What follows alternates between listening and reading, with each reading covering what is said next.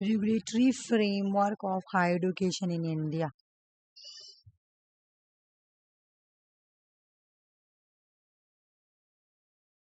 और इसको समझते फिर एक एक करके समझेंगे, ठीक है ना।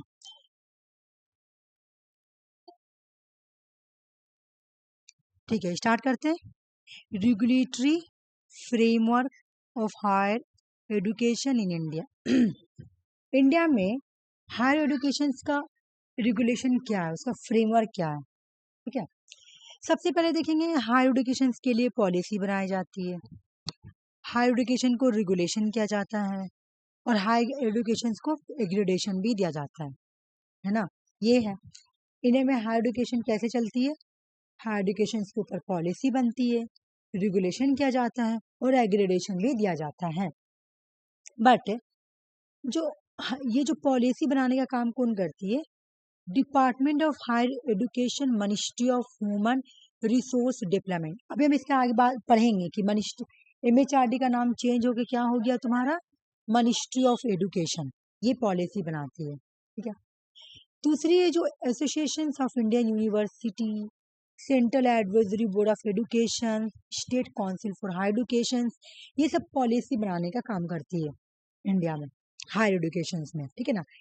एग्रेडेशन कौन देती है, नेशनल बोर्ड ऑफ एग्रेडेशन, जिसको हम लोग बोलते हैं NBA। दूसरी जो है national assessment and accreditation council, जिसको हम लोग बोलते हैं NAAC। ये लोग क्या देती है, एग्रेडेशन देती है हायर एजुकेशन में। फिर रेगुलेशन कौन करता है, तो university grant commission UGC, AICT, MCI, PCI, DEC, DCI, NCT, ICAR, ICMR, ICSSR, CSIR और स्टेट रेगुलेटर। ये लोग क्या करते हैं, ये लोग रेगुलेशन करते हैं। इसमें तो सभी मतलब ये वाला तो इम्पोर्टेंट है, ये भी है, ये भी है, ये भी है, ये भी है, ये थोड़ा बहुत है लेकिन पढ़ लेते हैं, ठीक है। पढ़ना तो है क्योंकि है दिया हुआ तो पढ़ना ही पड़ेगा। इससे पहले क्वेश्चंस आते थे, अभी नहीं आया अभी तक, ठीक है। लेकिन फिर भी बिकॉज दिया हुआ है तो पढ़ना तो पड़ेगा ही, ठीक है, समझना। आ जाओ, बोल रहा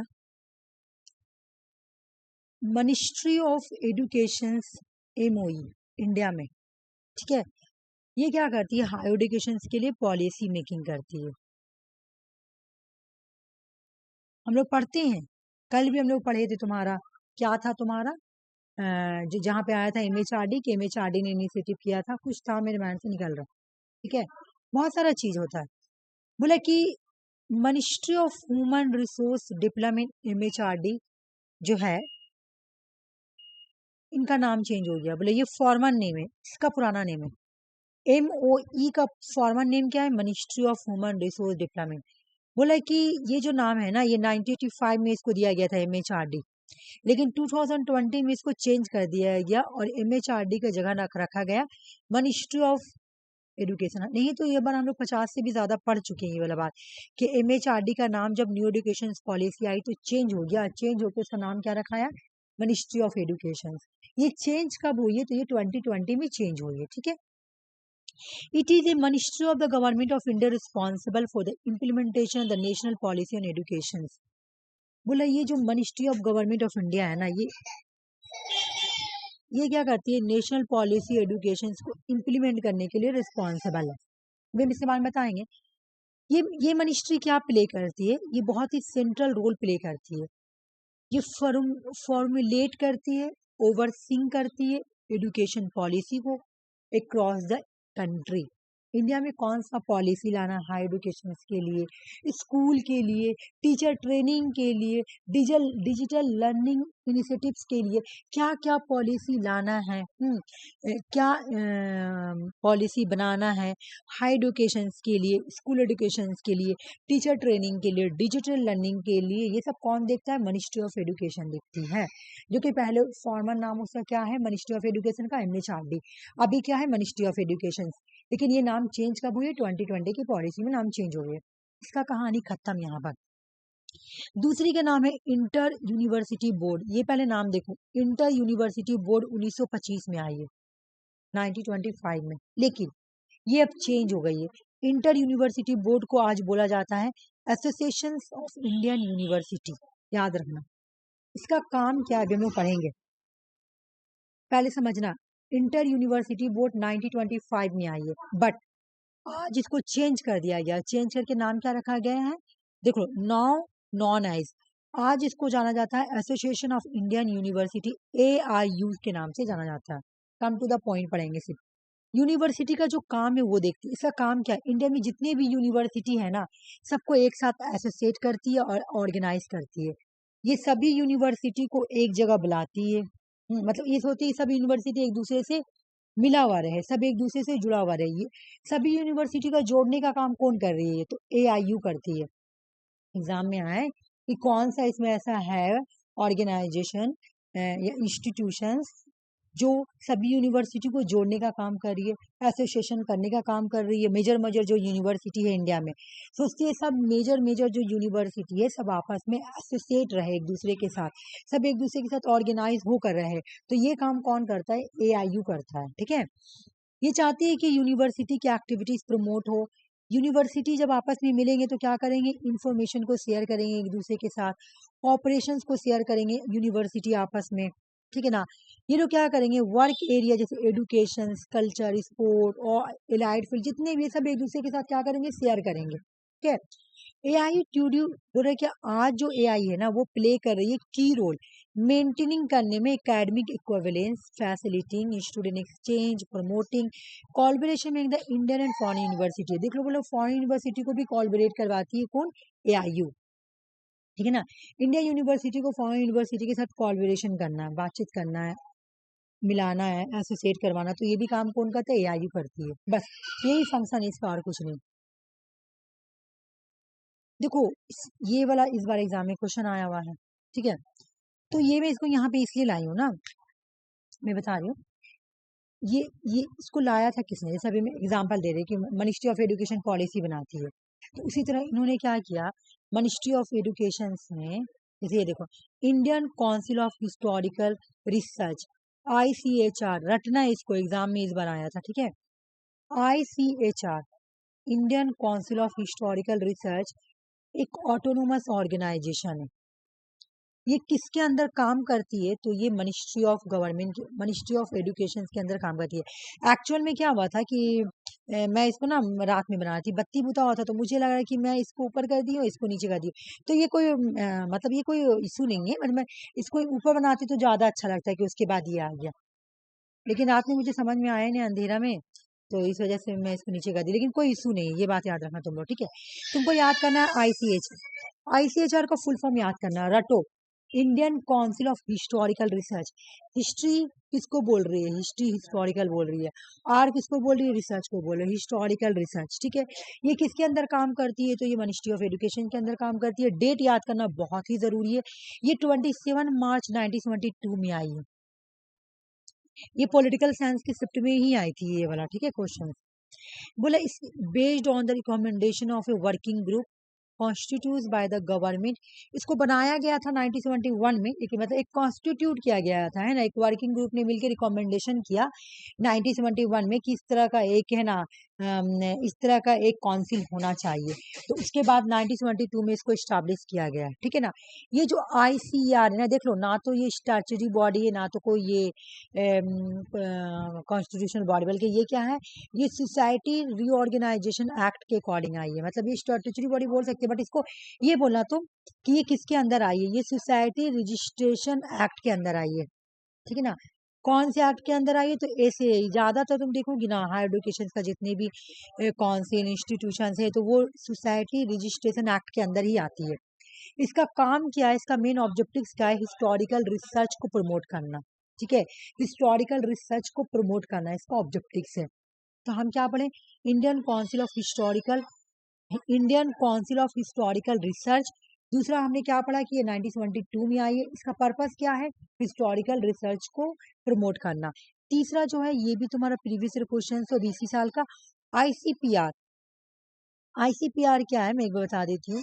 ICPR जो ये Indian council of philosophy research है, देख लो यहाँ पे, देखो पी से पी देख लो फिलोसफी है, कुछ मत याद करो, दो चीज याद करो खाली, एस से हिस्ट्री और पी से philosophy. Indian council of philosophical, Indian council of philosophical research, ICPR, इसको कब स्टैब्लिश किया गया था? 1972 में। किसके अंदर आती है? Department of higher education, ministry of higher education की मिनिस्ट्री के अंदर आती है, और ministry of human resource development, MHRD के अंदर ये भी आती है। इस वजह से मैं इसमें लाई हूँ, ठीक है ना।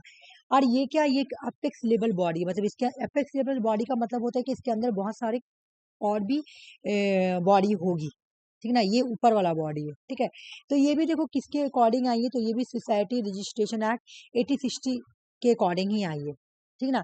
इसको स्टैब्लिश 1920 में किया गया है, हाँ, और ये फॉर्मली एक्टिव कब हुआ? 1981 में, लेकिन डेट एग्जाम में यही आया था, स्टैब्लिशिंग डेट पूछा गया था, ठीक है। अच्छा, ये प्रोफेसर वगैरह ये उतना पढ़ने का जरूरत नहीं है, ये सब कौन पहले प्रोफेसर, ये वो मैं उतना लेंदी नहीं कराऊंगी, कम टू द पॉइंट पढ़ाऊंगी, ठीक है ना।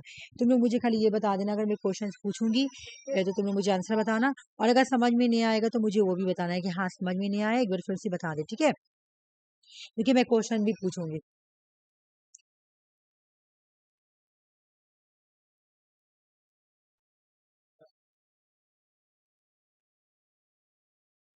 ICHR का फुल फॉर्म बताओ मुझे, ICHR का full form. Indian council of historical research. Date बता दो। 1972।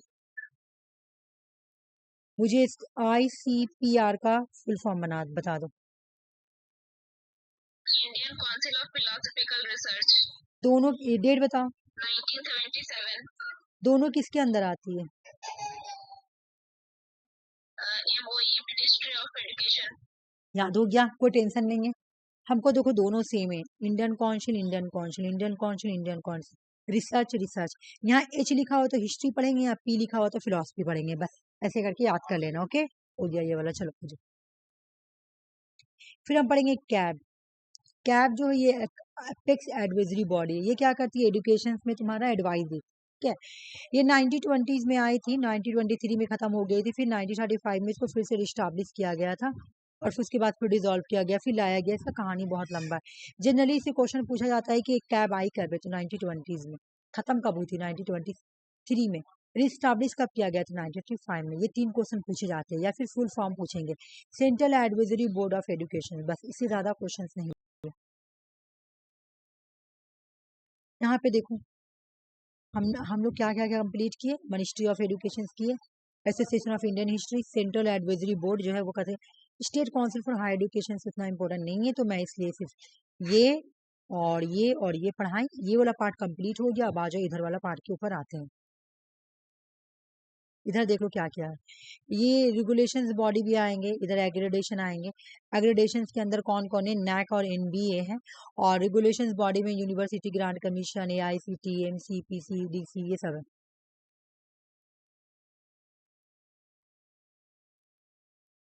सबसे पहले हम देखेंगे कि रेगुलेशंस बॉडी में कौन कौन है, ठीक है ना। रेगुलेशंस बॉडी में कौन कौन आएगी, ये रेगुलेशन वाला बॉडी कौन कौन है। सबसे पहले तो तुमको मैं देखूंगी यूजीसी का फुल फॉर्म क्या है? यूनिवर्सिटी ग्रांट कमीशन, ठीक है। उसके बाद जो दूसरा रेगुलेशंस बॉडी है, जो कि बोला गया है कि AICT को खत्म कर दिया जाएगा, ये इसका फुल फॉर्म भी एग्जाम में आता है, all India council for technical education, AICT का फुल फॉर्म है, याद करना है।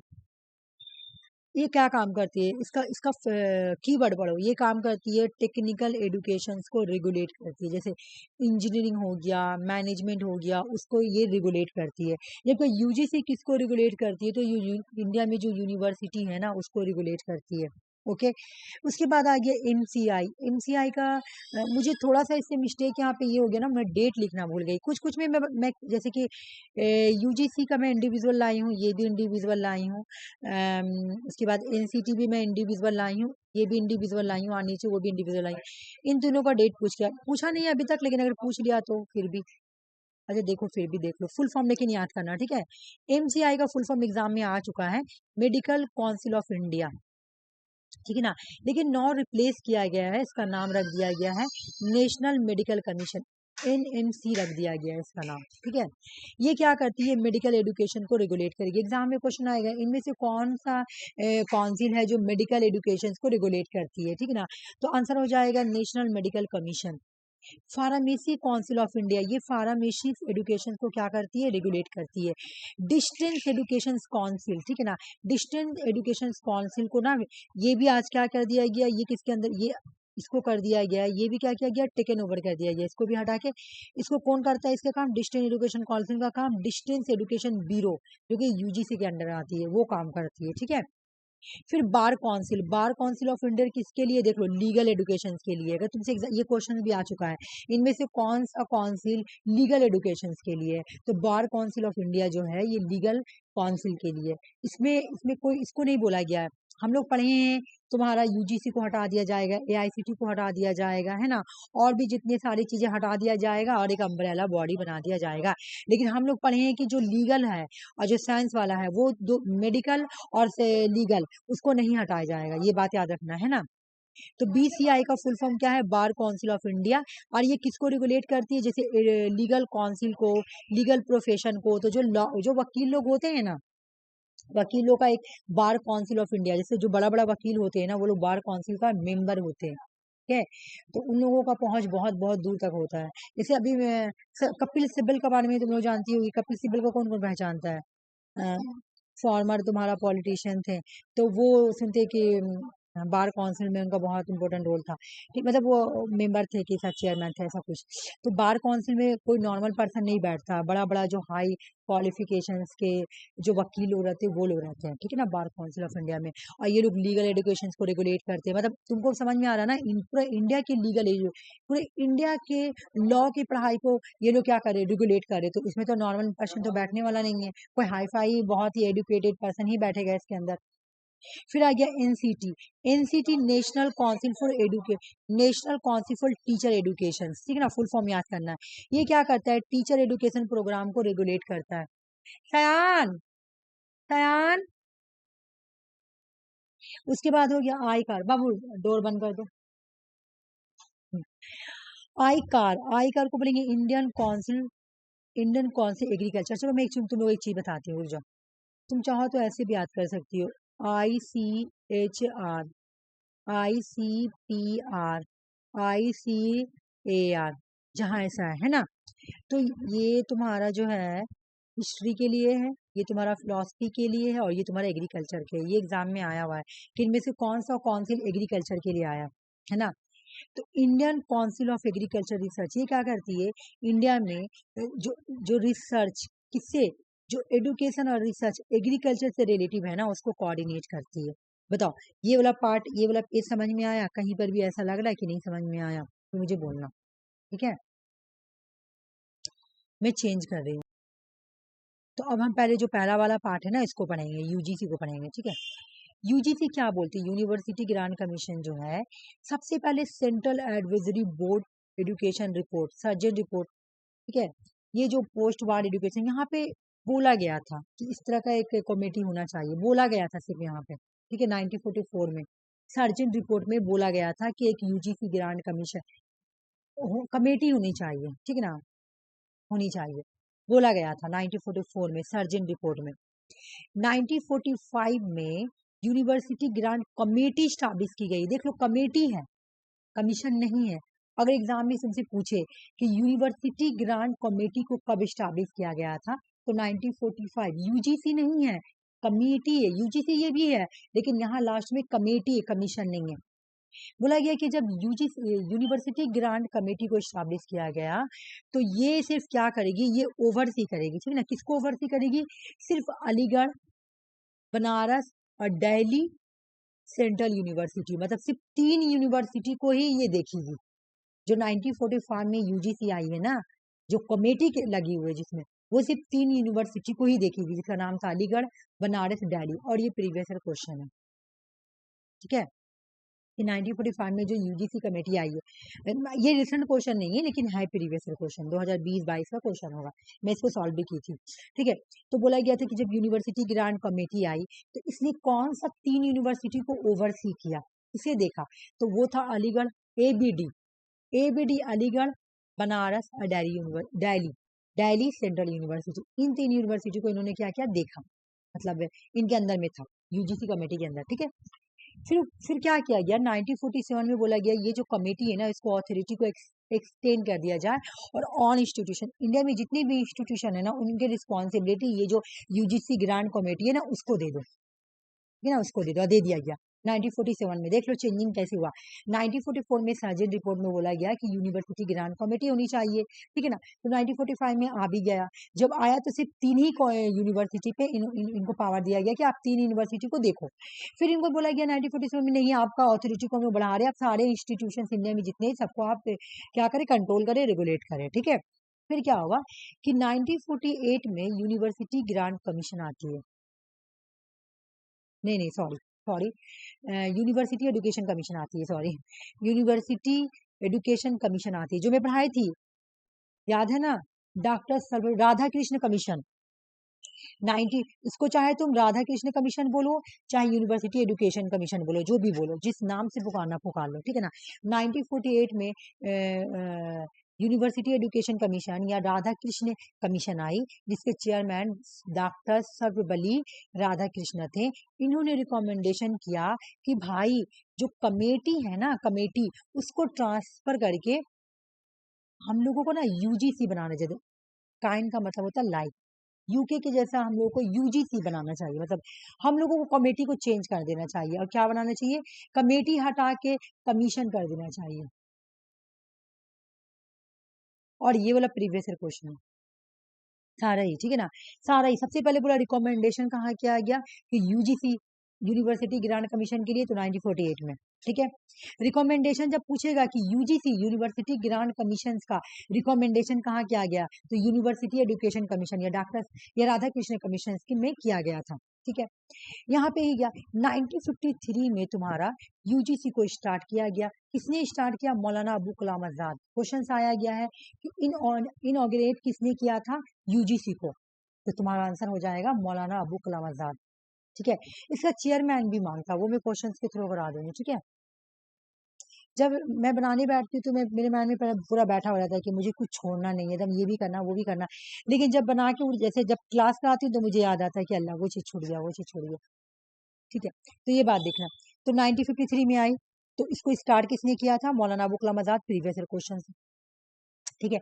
लेकिन 1956 में यूजीसी को क्या कर दिया गया, स्टैट्यूटरी बॉडी बना दिया गया, ठीक है। फिर 1994 से लेकर 1995 में बोला गया कि अब इसका रीजनल सेंटर बनाना चाहिए। तो यूजीसी के, ये डेट तुम ना भी याद करोगे तो कोई प्रॉब्लम नहीं है, लेकिन इनका सेंटर याद करना जरूरी है, एग्जाम में आता है। यूजीसी के 6 रीजनल सेंटर है, पुणे, हैदराबाद, कोलकाता, भोपाल, गुवाहाटी और बेंगलोर। लेकिन यूजीसी का हेड ऑफिस कहाँ है, तो न्यू दिल्ली में। कहीं कहीं पे अगर तुम देखोगी तो बोलेगा इसका 7 ऑफिस है, 7 ऑफिस जो क्या कर देता है, इसको न्यू दिल्ली को मिला के बोलता है, ठीक है, ऐसे करके बोलता है। लेकिन तुम अगर बुक में देखोगी एनसीईआरटी वगैरह बुक में, तो साफ साफ लिखा रहेगा कि 6 रीजनल ऑफिस है, पुणे, हैदराबाद, कोलकाता, भोपाल, गुवाहाटी, बैंगलोर और एक हेड ऑफिस है, ठीक है, जो कि न्यू दिल्ली में। अभी हम लोग रिविजन भी करेंगे, revision. University Grant Commission has recommended various measures to ensure quality assurance in higher education. इन्होंने बहुत सारा रिकमेंडेशन किया, ठीक है, क्या क्या क्या देखते हैं। Adoption of total quality management practice, इसका मतलब ये है कि इम्प्लीमेंट करेगा systematic practice for improving quality in higher education. मैं बता रही हूँ बोला हायर एजुकेशन के क्वालिटी को इम्प्रूव करने के लिए, उनके क्वालिटी को और बेटर करने के लिए, है ना, उनके क्वालिटी को बेटर करने के लिए हमको सिस्टमेटिक प्रैक्टिस को यूज करना पड़ेगा। यहाँ पे क्या बोल रहा कि एडॉप्ट करना पड़ेगा total quality management practice. Management practice मतलब क्या, हमको हायर एजुकेशन में सिस्टमेटिक प्रैक्टिस चाहिए, वो लाना है, ठीक है ना, क्वालिटी मैनेजमेंट प्रैक्टिस, ये हायर एजुकेशन में लाना है। ये यूजीसी ने रिकमेंडेशन किया कि हायर एजुकेशन में हमको क्या करना है, पूरा कंप्लीटली क्या कर देना, उसको सिस्टमेटिकली वे में चलाना है, बिल्कुल उसका मैनेजमेंट क्वालिटी वाला होना चाहिए, ठीक है। Sustaining quality through the innovation and creativity, कहने का मतलब ये है कि इनोवेशन और क्रिएटिविटी के थ्रू क्या करना है, क्वालिटी को सस्टेन रखना है। इनकरेज करना है innovation in education process and curriculum maintaining high standard of quality. किसी भी यूनिवर्सिटी का या किसी भी कॉलेज का तुम्हारा हाई स्टैंडर्ड दिखता है कैसे है, बोलो, वहाँ का करिकुलम से। करिकुलम कैसे सेट किया गया है, कैसे एग्जाम होता है, कैसे पढ़ाई होता है, कैसे हर एक चीज, कैसे वहाँ पे हर तरह का कल्चर प्रोग्राम होता है, हर एक चीज कैसे फॉलो होता है, ठीक है। तो उससे उसकी क्वालिटी पता चलती है, ठीक है। जैसे तुम एक मेरी बात सुनो, जैसे हम लोग अभी अपना स्टेट यूनिवर्सिटी का कंपेरिजन सेंट्रल यूनिवर्सिटी से करो, तो तुमको सेंट्रल यूनिवर्सिटी में क्या दिखेगा, सस्टेनिंग क्वालिटी दिखेगा, इनोवेशन दिखेगा, क्रिएटिविटी दिखेगा। क्यों? क्योंकि वहाँ पे हर एक चीज एकदम क्वालिटी वाली, मतलब तुम वहाँ की पढ़ाई की भी बहुत क्वालिटी होती है। जैसे यूजीसी का नेट बोलता है ना कोई स्टूडेंट कि मैं एक बार में निकाल ली, मैं 2 बार में निकाल दी, तो तुम देखना उसका जाके कि आखिर उसको किस कॉलेज का स्टूडेंट है, तो तुमको पता चलेगा वो जेएनयू का स्टूडेंट है, जामिया का है, या फिर दिल्ली यूनिवर्सिटी का। क्यों? क्योंकि सेंट्रल यूनिवर्सिटी में उन लोगों को उसी लेवल का पढ़ाया जाता है। ये नहीं बोले कि हम लोग का यूनिवर्सिटी में खराब पढ़ाता है, हम लोग का यूनिवर्सिटी में भी अच्छा पढ़ाता है, लेकिन वहाँ का स्टैंडर्ड हाई होता है, ठीक है ना। क्योंकि वहाँ पे देखो, वहाँ पे वही स्टूडेंट हो जाते हैं जो 90% 99 होते हैं, उनको वहाँ पे एडमिशन ही मिलता है उन स्टूडेंट को जिसका 99% हो, ठीक है। तो वहाँ का क्वालिटी भी हाई रहता है। तो यही बोला गया कि क्या किया जाए कि जो भी यूनिवर्सिटी है, कॉलेज है, वहाँ पे ना क्वालिटी को सस्टेन रखने के लिए इनोवेशन कराना पड़ेगा, क्रिएटिविटी करवाना पड़ेगा। अब इनोवेशन और क्रिएटिविटी का मतलब क्या है, जैसे हम लोगों की यूनिवर्सिटी भी खराब नहीं है, बोलो क्यों। हम लोगों का यूनिवर्सिटी में क्या करता है, डिजर्टेशन दे देता है। पहले मुझे बहुत गुस्सा लगता था डिजर्टेशन से, अब मुझे समझ में आता है ये डिजर्टेशन कितना बेनिफिट वाला चीज है।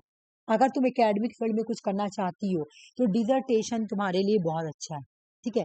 पहले जब मैं बहुत सार को बोलती थी सर बक ये बहुत ही चटौना दम सब्जेक्ट है, रट के तो आदमी एग्जाम दे देता, बहुत अच्छा है, ये इसमें बहुत ही क्रिएटिविटी करना पड़ रहा, ये बुक पढ़ो, वो बुक पढ़ो, ये करो, वो करो, ऐसा माइंड में।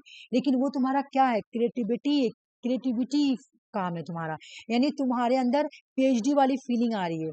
जब तुम डिसर्टेशन बनाओगी ना तो तुम्हारे अंदर पीएचडी वाली फीलिंग आएगी। तो ये कैसे हो रहा, जब मैंने क्रिएटिविटी इन्वॉल्व किया, जब मैंने कुछ इनोवेशन किया, तब तो स्टूडेंट के अंदर वो क्रिएटिविटी आ रही है। तब वो पीएचडी भी करेगा तो उसको उतना मतलब हार्ड नहीं लगेगा। तब जब जब स्टूडेंट खुद से डिसर्टेशन बना लेगा तो उसको आर्टिकल लिखने में कोई प्रॉब्लम नहीं होगा, या रिसर्च आर्टिकल लिखने में भी कोई प्रॉब्लम नहीं होगा, जब अगर खुद से डिसर्टेशन बना लेगा। तो ये क्यों क्या था, मैं सर से पूछी भी थी, सर आखिर हम लोगों को क्यों ऐसा किया जा रहा है कि हम लोग को डिसर्टेशन दिया जा रहा। पहले के जो मेरे लोग सीनियर थे उन लोगों का ऐसे ही हुआ था। तो सर बोल रहे कि क्योंकि हम लोग चाहते हैं कि थोड़ा पढ़ाई का क्वालिटी हाई हो, तुम लोग थोड़ा क्रिएटिविटी, तुम लोग के अंदर क्रिएटिविटी आए, कि तुम लोग फ्यूचर में तुम लोगों को कभी आर्टिकल लिखना हो या रिसर्च पेपर लिखना हो तो तुम लोग को नॉलेज हो, ऐसा ना कि हम लोग को कुछ नॉलेज ना हो, ठीक ना। तुम लोग को पता हो कि हाँ लिटरेचर रिव्यू क्या होता है, इंट्रोडक्शन क्या होगा, ऑब्जेक्टिव्स क्या होगा, हाइपोथेसिस क्या होगा, ये सबसे तुम लोग जानो, नॉलेज होगा। तो वो सब क्वालिटी रहनी चाहिए, कॉलेज में सस्टेन होनी चाहिए। फिर उन्होंने बोला कि establishment of sustainable assessment gradation system. बोला सुनिए, असेसमेंट वाला सिस्टम कॉलेज, यूनिवर्सिटी, हर जगह पे आप क्या करिए, आप ना असेसमेंट वाला सिस्टम रखिए, मतलब टेस्ट लीजिए, इवोल्यूशन वाला टेस्ट कीजिए, और फिर एग्रेडेशन सिस्टम भी रखिए, उसको एग्रेडेशन दीजिए, ABCD इस तरह से आप दीजिए। इससे क्या होती है, जो एजुकेशन इंस्टीट्यूशन रहती है ना, उसकी क्वालिटी जो होती है ना वो मेंटेन होती है। उससे इवोल्यूशन पता चलता है कि मेरा जो कॉलेज है, मेरा जो क्लास है, मेरा जो डिपार्टमेंट है, वो किस लेवल में, उसकी पढ़ाई किस लेवल में, उसकी क्वालिटी किस लेवल तक है, ठीक है। समझ में आ गया। तो हमने क्या बोला कि इन्होंने क्या बोला, एक तो क्वालिटी प्रैक्टिस मैनेजमेंट होनी चाहिए, क्रिएटिविटी इनोवेशन होनी चाहिए, सुटेबल असेसमेंट और एग्रेडेशन सिस्टम होनी चाहिए कॉलेज में। ये सब यूजीसी रिकमेंडेशन करता है कि ये कॉलेज में होनी चाहिए। फिर ये बोलता है deemed to be university is declared by the notification by the central government on the advice of the UGC। UGC advice देता है कि सेंट्रल गवर्नमेंट को नोटिफिकेशन देता है कि जो यूनिवर्सिटी, जिस यूनिवर्सिटी को डिक्लेयर किया जाए डीम टू बी यूनिवर्सिटी, एक मिनट में बता रही हूँ, बोला गया अंडर सेक्शन 3 यूजीसी के एक्ट 1956 में, जो अंडर सेक्शन 3 है, यूजीसी उसमें एडवाइस देती है डीम टू बी यूनिवर्सिटी के लिए कि जो सेंट्रल यूनिवर्सिटी है, उनको आप deem to be university declare कर दो। एग्जाम में ये प्रीवियस क्वेश्चन है। यूजीसी के किस सेक्शन में बोला गया है डीम टू बी यूनिवर्सिटी को डिक्लेयर करने के लिए? सेक्शन 3 में बोला गया। कौन एडवाइस देता है कि सेंट्रल यूनिवर्सिटी को नोटिफिकेशन दे दिया जाए डिक्लेयर करने के लिए डीम टू बी यूनिवर्सिटी? कौन कौन एडवाइस दे रहा? कौन सा सेक्शन में दे रहा? यूजीसी। कौन सा सेक्शन याद करना है, प्रीवियस क्वेश्चन है। कौन सा सेक्शन में बोला गया है deem to be university? UGC के कौन सा सेक्शन में बोला गया है deem to be university? Section 3 में। University are establish by the centre या स्टेट, बोला यूजीसी बोला क्या कि यूनिवर्सिटी को स्टैब्लिश किया जाएगा, चाहे वो सेंटर हो चाहे वो स्टेट, ठीक ना। यूजीसी के एक्ट 1956 के अंडर 2F के अंदर यूनिवर्सिटी, मतलब मान लो कि काजी नजर यूनिवर्सिटी को स्टैब्लिश किया गया होगा। कब किया गया? ये सुनते में 2012 में आया। ये काजी नजरुल यूनिवर्सिटी पहले से यहाँ नहीं थी। काजी नजरुल यूनिवर्सिटी पहले कहीं और थी। क्या कि हम लोग का जब जिस दिन हम लोग का सीनियर का जिस दिन ये था ना फेयरवेल, तो सर है ना मतलब जो उससे भी पहले वाला सीनियर थे, तो उन लोगों को उन लोग क्या किया था, एक है ना ये बना के लाया था तुम्हारा प्रोजेक्टर। और प्रोजेक्टर में ना पुराना वाला हम लोग को दिखा रहा था कि पहले सबसे पहले 2012 में काजी नजरुल यूनिवर्सिटी यहाँ पे आई है। टूटा फूटा जैसा था, यहाँ से आई है काजी नजरुल यूनिवर्सिटी यहाँ पे। शायद 2016 की 17 में यूनिवर्सिटी वहां पे आई है, ठीक है। नहीं नहीं सॉरी 16 में नहीं नहीं नहीं 15 में आई है शायद, 15 में, हाँ 15 में शायद वहां पे आई है, हाँ 15 में शायद वहां पे आई है जो अभी है कल्ला में। पहले कहीं और थी। तो जब 2012 में काजी नजरुल यूनिवर्सिटी आई होगी ना, तो यूजीसी के किसके अंदर आई है? यूजीसी के अंडर 2F के अंदर स्टैब्लिश किया होगा। अगर किसी सेंट्रल या स्टेट यूनिवर्सिटी को स्टैब्लिश करना है तो यूजीसी के किस सेक्शन? अंडर 2F के अंदर, है ना, अंडर 2 सेक्शन F के अंदर, ठीक ना, 2F के अंदर याद कर लो। यूजीसी के 2F के अंदर किसी भी स्टेट या सेंट्रल यूनिवर्सिटी को स्टैब्लिश किया जाता है। एग्जाम में क्वेश्चन पूछेगा कि अगर किसी भी स्टेट या यूनिवर्सिटी को स्टैब्लिश करना है तो यूजीसी के कौन से सेक्शन के अंदर आएगी या कौन से अंडर के, यूजीसी के किसके अंदर आएगी? तो यूजीसी के 2F के अंदर आएगी। यूजीसी के 2F के अंदर आएगी किसी भी स्टेट या यूनिवर्सिटी को स्टैब्लिश करने के लिए, ठीक है। ये क्वेश्चंस तो बहुत ये वाला है। रुको तो एक मिनट में इसका मैं फीचर्स लाऊंगी।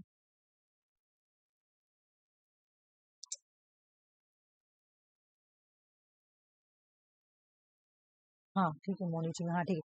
ये वाला को एक एक करके याद करेंगे, ठीक है ना। इसको ऐसे इसका काम क्या है, इसका फंक्शन देखेंगे, इंपॉर्टेंट है, बहुत इंपॉर्टेंट। पहले एक एक लाइन पढ़ेंगे। कोऑर्डिनेटिंग, मेंटेनिंग, यूनिवर्सिटी के स्टैंडर्ड को मेंटेन करना, प्रोवाइड करना फाइनेंशियल असेसमेंट, प्रमोट करना रिसर्च को, और एडवाइस देना गवर्नमेंट को matter relating to university education. ये सारा इसका काम है, एक एक करके याद करेंगे, एग्जाम में आता है। यूजीसी का फंक्शन क्या है, ये काम क्या करती है? इंडिया में इंडिया में जो यूनिवर्सिटी एजुकेशन है ना, उनके डेवलपमेंट को कोऑर्डिनेट कौन करता है? यूजीसी। इसका काम है कोऑर्डिनेट करना। एक मिनट रुक जाओ, कोऑर्डिनेटिंग करना है, कोऑर्डिनेटिंग करना किसका काम है? इसी का काम है, ठीक है। ये ना इसका फंक्शन एग्जाम में बहुत आता है। यूजीसी का फंक्शन है, तुम देखोगी तो एग्जाम में बहुत आता है। एक सेकंड रुको, एक मिनट।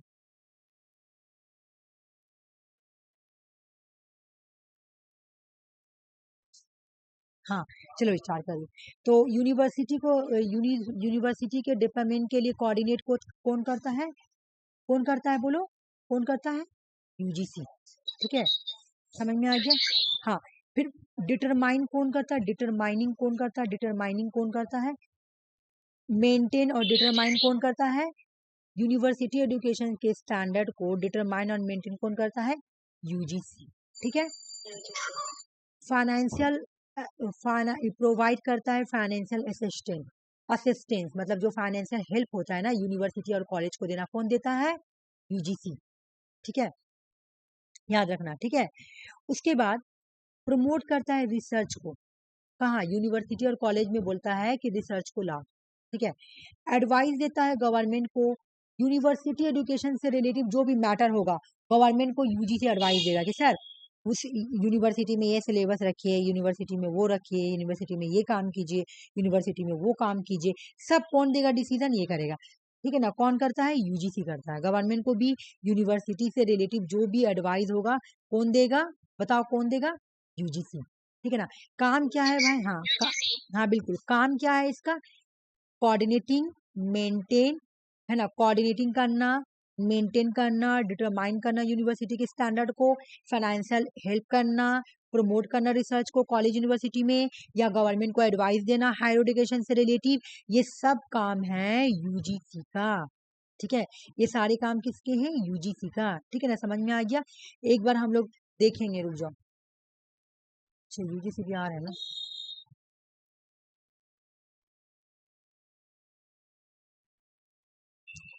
यूजीसी का मेजर इनिशिएटिव क्या है? इन्होंने क्या क्या लाया? इन्होंने मौलिया प्रह प्रह लाया। ये क्या है? ये फोकस करता है ethical practice, research and publications और रिसर्च के साथ आपको एथिकल रहना है ना? अनएथिकल नहीं होना। मैं एथिकल और अनएथिकल का मतलब बताई हूँ कि जैसे तुम क्या कर रही हो? तुम किसी पर्सन से डेटा ली, ठीक है, और तुम अपना तुम रिसर्च आर्टिकल लिख रही हो या रिसर्च पेपर लिख रही हो। तुम किसी से क्या की? जाके क्वेश्चन से ले रही हो, या फिर तुम किसी का लिटरेचर रिव्यू कर रही हो और तुम उस पर्सन का साइटेशन नहीं दे रही, तुम अनएथिकल कर रही हो। तो ये बोल रहा है कि नहीं, इनका फोकस है जो मूल्य प्र है, इसका फोकस रहता है एथिकल प्रैक्टिस करना रिसर्च और पब्लिकेशन में। ठीक है ना? GARP का फुल फॉर्म है guidance documents on good academic and research project. ये भी तुम्हारा यूजीसी का इनिशिएटिव है। ये क्या करती है? ये प्रोवाइड करती है गाइडलाइन। किसके लिए? एकेडमिक एंड रिसर्च इंटीग्रिटी के लिए गाइडलाइन प्रोवाइड करती है। केयर क्या करती है? Consortium for academic research and ethics. ये प्रमोट करती है रिसर्च में क्वालिटी एंड पब्लिक एथिक्स। सारा ही तीनों चीज रिसर्च से रिलेटिव है, तो इनका फीचर याद करने का जरूरत नहीं है, नाम याद कर लेना। उसके बाद एक और समझो, स्ट्राइड, इसका फुल फॉर्म एग्जाम में आता है, याद करो। Scheme for trans disciplinary research for India development economic. Stride का फुल फॉर्म, इसका पर्पस क्या था? प्रमोट करना है quality research by faculty and student. जो स्टूडेंट है या जो कॉलेज के टीचर है, उनके थ्रू क्वालिटी वाले रिसर्च को प्रमोट करना है। ठीक है ना? इसको अप्रूवल दिया था 2019 में यूजीसी ने। ठीक है ना? इसको अप्रूवल दिया था, स्ट्राइड को अप्रूवल किसने दिया था? क्वालिटी रिसर्च के क्वालिटी को प्रमोट करने के लिए, है ना? किसके थ्रू? स्ट्राइड के थ्रू। स्ट्राइड का फुल फॉर्म क्या है? Scheme for trans disciplinary research for India developing economic. ठीक है, तो इसका पर्पस क्या था? कि रिसर्च में क्वालिटी लाना है, क्वालिटी प्रमोट करना है। किसके थ्रू? कॉलेज के जो स्टूडेंट हैं, पीएचडी के जो स्टूडेंट होंगे, जो टीचर होंगे, वो लोग। ठीक है, जब मेरा अगर एक भी आर्टिकल पब्लिश हुआ, एक या दो भी, मैं कोशिश कर रही हूँ अल्लाह करके हो जाए, तो मैं तुम लोगों को भी बोलूंगी लिखने के लिए। मैं तुम लोगों को हेल्प करूंगी, तुम लोग लिखना। मैं तुम लोगों को बता दूंगी टॉपिक, में तुम लोगों को बता दूंगी। ठीक है, बस खाली दुआ करो कि मेरा ना बस सब सक्सेसफुल हो जाए। मैं बता दो लिखूँ, मुझे मुझे बहुत डर लग रहा है, मुझे प्लेजरिज्म मत हो जाए। हालांकि मैं प्लेजरिज्म नहीं लिखी हूँ और नहीं की हूँ, बट फिर भी मुझे डर लग रहा है कि है ना, मेरा ये ना हो जाए। गोपीदा भी लिखे थे, उनका 72% प्लेजरिज्म हुआ, मुझे डर लग रहा है, उनका चेक हुआ। तो बस खाली दुआ करो कि मुझे सक्सेस मिल जाए। मेरा सक्सेस हो जाएगा ना, मुझे बहुत खुशी होगा।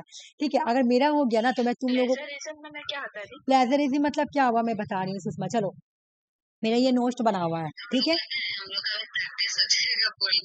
हाँ, तुम लोगों को भी हो जाएगा। देखो, प्लेजरिज्म मतलब क्या है? जैसे ये मेरा नोस्ट है, ठीक है ना। अब तुमको भी ऐसे यूजीसी पे तुमको ऐसा नोस्ट बनाना है, ठीक है ना। तो तुम क्या की, तुम क्या करोगी? ये मेरा नोस्ट तुम क्या करोगी? डिट्टो लिख दोगी। डिट्टो भी नहीं लिखी हो तो तुम क्या की, इसमें से 70% तुम मेरा कॉपी करके लिख ली। 70%, ठीक है। 70% तुम कॉपी करके लिखी और तुम साइटेशन भी नहीं दी। ठीक है, मतलब तुम 70% तुम नहीं लिख सकती हो, एज इट एज वट नहीं लिख सकती, तुम आइडिया ले सकती हो, लेकिन एज इट एज तुम वर्ड लिखोगी वो प्लेगरिज्म हो जाएगा। तुम क्या की, मेरा नोट से तुम 72% या 70%, हम पढ़े भी थे कि लेवल क्या होता है प्लेगरिज्म का। ठीक है, तो तुम नहीं थी ना रिसर्च में। 70% तुमने क्या किया, यूजीसी वाला नोट तुमने मेरा लिखा, और 30% तुमने अपना वर्ड किया। सेम वर्ड तुम मेरा लिख दियो और 30% तुम अपना वर्ड लिखी हो। ठीक है, अब मेरा जाएगा पब्लिश होने के लिए। तो तुम या तो तुम अपना कोई कॉलेज यूनिवर्सिटी में चेक करवा लो कि सर देख लीजिए मेरा थोड़ा प्लेजरिज्म है कि नहीं। ठीक है ना। अगर जैसे काजी नजर यूनिवर्सिटी में हम सुनते हैं कि सॉफ्टवेयर है प्लेजरिज्म चेक करने वाला, क्योंकि वहाँ पीएचडी होता है, उसके बाद तुम चेक करवा लो। अगर चेक करवा ली तो बहुत अच्छा बात है, उसके बाद तुम भेजो जर्नल में। अब जर्नल वाला भी चेक कर, जब वो लोग चेक करेगा कि तुम्हारा प्लेजरिज्म है कि नहीं, अगर प्लाज मतलब तुम्हारा चोरी पकड़ा जाएगा, तुमने कॉपी किया है, ठीक है, तुमने कॉपी किया है, तुम्हारा सेम वर्ड आया 70%, तुमने 70% कॉपी किया है, तुमने तुमने मेरा तुमने तुमने क्या किया, मेरा यूजीसी नो यूजीसी जो मेरा, सॉरी, ये वाला जो मेरा ये है ना, मतलब ये नोट जो बना हुआ है, तुमने मेरा नोट से हाँ, तुमने सेम कॉपी किया है 70%। तो हम लोग पढ़े थे कि 10% बर्दाश्त हो जाएगा, हम लोग पढ़े थे ना कि 10%, 0 से 10 तक का ठीक है, आपको कोई नहीं मिलेगा, पढ़े थे कि नहीं। तो यही को प्लेजरिज्म बोलते हैं। तो यही डर लगता है कि प्लेजरिज्म मत हो जाए, क्योंकि मतलब डर लगता है। दुआ करो ठीक हो जाए। नहीं नहीं, दुआ करो, पता है 72% उनका 72% निकला है। मैं एक भी नहीं लिखा हूँ, लेकिन हाँ, मैं ना थोड़ा मतलब होता है ना कि मेरा जैसे उर्दू लैंग्वेज है तो नहीं पब्लिश हुआ, अभी हम भेजे हैं देखने के लिए सर को, आशीष सर को भेजे हैं। हम लोग को भी लिखने बोल रहे थे, हम लोग का कुछ आइडिया ही नहीं है क्या लिखेंगे। कौन बोला था? मैं तो मैं आइडिया बता दूंगी ना, हम मैं बता दूंगी तुम लोगों को। अच्छा, मैं भी तो किसी ना किसी से सीखी ना, मुझे कोई नहीं सिखाया, ये बात तो सही है, लेकिन मैं कैसे न कैसे करके सीखी ना, तो मैं तुम लोगों को सिखा दूंगी। मेरा खाली बस दुआ करो कि मेरा हो जाए, मेरा हो जाएगा ना तो मैं तुम लोगों को तरीका बता दूंगी कि ऐसे करके बना देगा। हाँ, वैसे मुझे डर लग रहा है, मैं तो अभी आशीष सर को दी हूँ, सर को, तो सर बोले हम 2-3 दिन में चेक करके देते हैं। आशीष सर बहुत अच्छे हैं, अल्लाह करके मेरा कर दे बस मेरा सब प्रॉब्लम सॉल्व हो जाएगा। लेकिन अगर नहीं हुआ तो बहुत, क्योंकि अखबार में छपाता है ना दी? नहीं नहीं, वो तुम्हारा एक बार में नहीं आएगा, तुम्हारा वो एकेडमिक फील्ड है सुषमा, तो तुम्हारा उतना छोटे जगह पे नहीं आएगा, जर्नल में आएगा, पेयर रिव्यू में आ जाएगा, मतलब तुम जहाँ पब्लिश कराओगी वहां आ जाएगा, ठीक है। वो आर्टिकल, अखबार का आर्टिकल अलग होता है, और ये तुम्हारा अलग हो गया। मतलब वो छोटा छोटा आर्टिकल होता है, ये जर्नल में जाएगा। जर्नल में जाता है, जैसे कि पेयर रिव्यू हो गया, इंटरनेशनल जर्नल हो गया वहाँ, और जो जो प्रोफेसर लोग बनता है वो लोग तो लिखता है, बहुत बहुत लिखता है। बस अल्लाह करके मेरा हो जाए, मैं वो तो बहुत डर लग रहा है ये तो पता है सीएससी आने वाली है ना, तो लिखे हैं कौन सा टॉपिक? एक तो रोहिंग्या क्राइसिस पे लिखे हैं, और एक इंडियन फॉरेन पॉलिसी का 21st सेंचुरी का स्ट्रैटेजिक चेंज। जैसे पहले अटल बिहारी वाजपेयी का चेंजिंग कैसे हुआ, फिर अटल बिहारी वाजपेयी के बाद तुम्हारा कौन आया था, मनमोहन सिंह का चेंजिंग कैसे हुआ, फिर नरेंद्र मोदी का कैसे चेंजिंग हुआ, ये सब मैं लिखी हूँ, ये तो तुम लोगों को मैं पढ़ा रखी हूँ, बस वही को मैं कन्वर्ट कर दी हूँ आर्टिकल में, ये।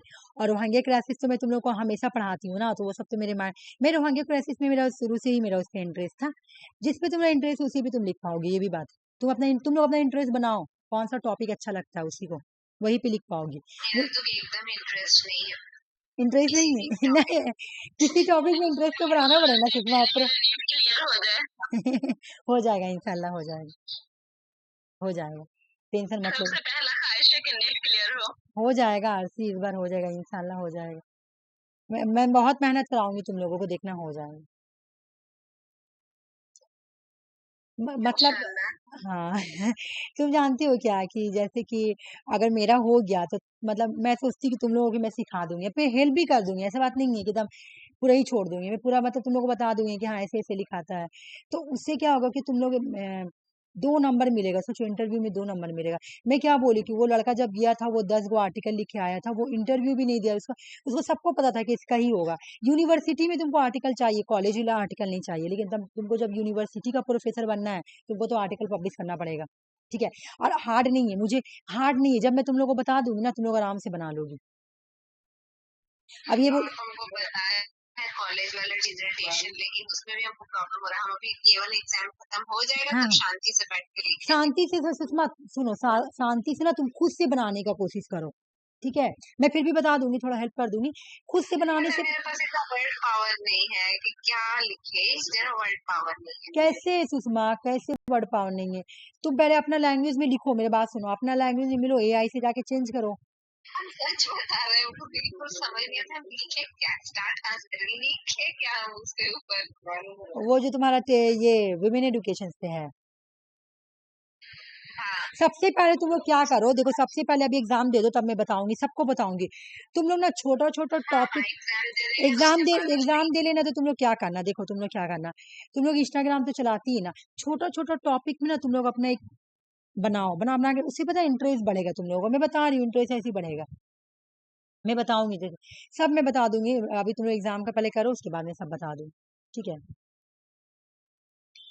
बस अल्लाह करके मेरा जो दो है, अल्लाह करके हो जाए, हम एक सार को दिए, आपका हो जाएगा, अल्लाह करके हो हो जाए। जाएगा हमको पता डर लग रहा है, हमको लग रहा है आसिफ सर कुछ बोले ना कि तुम गलत लिख रहे हो क्या। एक तो पता है कोई मतलब सर लोग एक अपना अंदर होता है ना, तो वो उन लोगों का मतलब उन लोगों के अंदर अगर कोई करे तो बहुत ज्यादा वैल्यू रहता है। तो हम तो मतलब सर का तो हम बहुत रिस्पेक्ट करते हैं, ऐसा बात नहीं है, बट फिर भी हम डरते डरते बोले सर मेरा एक हेल्प कर दीजिए ना। तो सर बोले कि हाँ तो सर थोड़ा चेक कर दीजिए। तो सर बोले कर देंगे तो बहुत बड़ा एहसान करेंगे मेरा पे, लेकिन सर जैसे तुम उतने बड़े यूनिवर्सिटी के प्रोफेसर बनने हैं, तो उनको बोलने में भी मुझे थोड़ा हेजिटेशन होता है कि कहाँ मतलब वो कहाँ कोलकाता यूनिवर्सिटी के प्रोफेसर, उनके अंदर तो बहुत सारे स्टूडेंट लोग पीएचडी करते हैं सर, उनके अंदर पीएचडी करते हैं सर के अंदर। तो मुझे बोलने में भी इतना हेजिटेशन लग रहा था, लेकिन मेरा आदत है कि हम मेन सर को हर बार जल्दी से बोल देते हैं, और ना बोलने में इतना डर लग रहा था, फिर भी हम बोले सर मेरा ना आर्टिकल चेक कर दीजिए। तो बेचारे सर बोले कि ठीक है भेज दो, मैं चेक कर दूंगा। मैं तो भेज दूंगा, में फिर भी इतना डर लग रहा था, फिर मैं बोली नहीं सर तो जान तो नहीं ना मारेंगे, मैं बोल कर देखती हूँ। वो बहुत मोटिवेशन लाई अपने से अंदर से कि वो ही एक हमको लगते थे यूनिवर्सिटी में सही पानी डर लगता है बेकार। कौन कौन कौन प्रोफेसर में वो थोड़े शांत शांत शांत शांत चुपचाप थे, शांत थे, और सर के अंदर एक अलग ही एटीट्यूड था, मतलब बाकी सब खड़ूस थे, बाकी हाँ लोग तो एकदम खड़ूस, डीएम सर तो एकदम महाबकवास। हाँ। नहीं आशीष और एक तो थे आशीष सर का हमको मतलब लगता है ना कि जैसे उनसे अगर तुम लोग अच्छा से बोलोगी ना जैसे कोई चीज को, तो वो मान जाते हैं। मतलब हम लोग यूनिवर्सिटी में भी पढ़ते थे, तो किसी का भी क्लास में हिम्मत नहीं होता था कि सर से नोट्स मांगे, क्योंकि सर बहुत ही एटीट्यूड है। तो मुझे सब बोलता ना कि जाना मांगना जीवा मांगना, तो हम सबको बोलते ठीक है हम इवन के सर ये भी बोलते थे कि हाँ कोई भी आइटम ही नहीं बोलेगा, सब क्लास में एंटर कर जाएगा, हाँ ये बिल्कुल, भी बोलते हम थे। मांग लेते थे, हम सबको क्या बोलते थे, सर जान थोड़ी मारे, मतलब मैं मोटिवेट करती, हम इसमें ना सर डांटेंगे ही ना, अगर सर डांटेंगे तो हम डांट खा लेंगे सर का, सर जान तो नहीं ना मारेंगे, ठीक है हम सर मटेरियल नहीं देते थे, याद है वो मटेरियल देते नहीं थे, लेकिन हम बोलते ना क्लास सर प्लीज मटेरियल दे दीजिए ना, खूब मतलब रिक्वेस्ट करते थे हम बच्चे के जैसे, सर दे दीजिए सर, आप ना प्रोफेसर है सर, हम लोग भी हमें मतलब को दिए थे ना सुषमा। हम लोग को नहीं देते थे, नहीं हाँ, हम लोग को नहीं देते थे एकदम नहीं, लेक्चर से आंसर बनाओ। और ना हमको सब क्लास में सब बोलता जेबा सुना ते ही बोल सकती है सर को, जेबा ते ही बोल सकती है, हम पूरा मोटिवेट करते अपने आप को। मतलब क्लास में परफॉर्मेंस भी अच्छा था, तो सर मेरे बात मान जाते थे, तो हम ना पूरा डरते डरते सर को बोलते।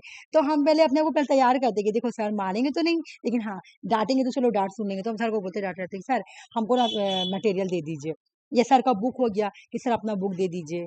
तो हम जो रिसर्च है ये इतना सारा सीखे थे ना, तो सर के पास एक बुक था, ठीक है, सर के पास एक बुक था, हम सर सर से सिर्फ पीडीएफ भेज देते थे, हम लोग खुद से नोट्स बना नहीं लेते थे। हम लोगों को नहीं देते थे, हम लोगों को तो मना कर दिए थे। पीडीएफ हम लोग टाइम में भी आता था, लेकिन हम उससे नहीं लिखते थे, हम लाइब्रेरी का बुक लेकर के आंसर बनाते नहीं नहीं हम लोग के टाइम में ऐसा सिस्टम नहीं थे। था। क्योंकि पीडीएफ में थोड़ा हार्ड लैंग्वेज रहता था ना, तो वो उतना हम नहीं कर पाते। हम्म, नहीं हम लोगों के टाइम में ये सिस्टम नहीं था, मतलब एम सर देते ही नहीं थे, मतलब मना कर दिए थे कि नहीं हम नहीं देंगे। तो हम मांगते थे सर से, हर टॉपिक का मांगते थे, एक एक टॉपिक का मांगते थे। हम लोग के पास में तो लगभग 2 जन थे ना हम लोग इधर में टॉपर। नहीं बहुत सर थे, आशीष सर थे। नहीं, अर्षदी के बैच में, अर्षदी के बैच में 2 टॉपर थे, अर्षदी और क्या नाम है? हाँ दो थी, हाँ, एक मेरी फ्रेंड। आरसी अपने क्लास की टॉपर थी ना हाँ, ये लोग सुषमा। दोनों एकदम सहेली थी, अर्षदी और इनकी जो सहेली है, दोनों हाँ एकदम। आरसी बताई थी मुझे उसके बारे में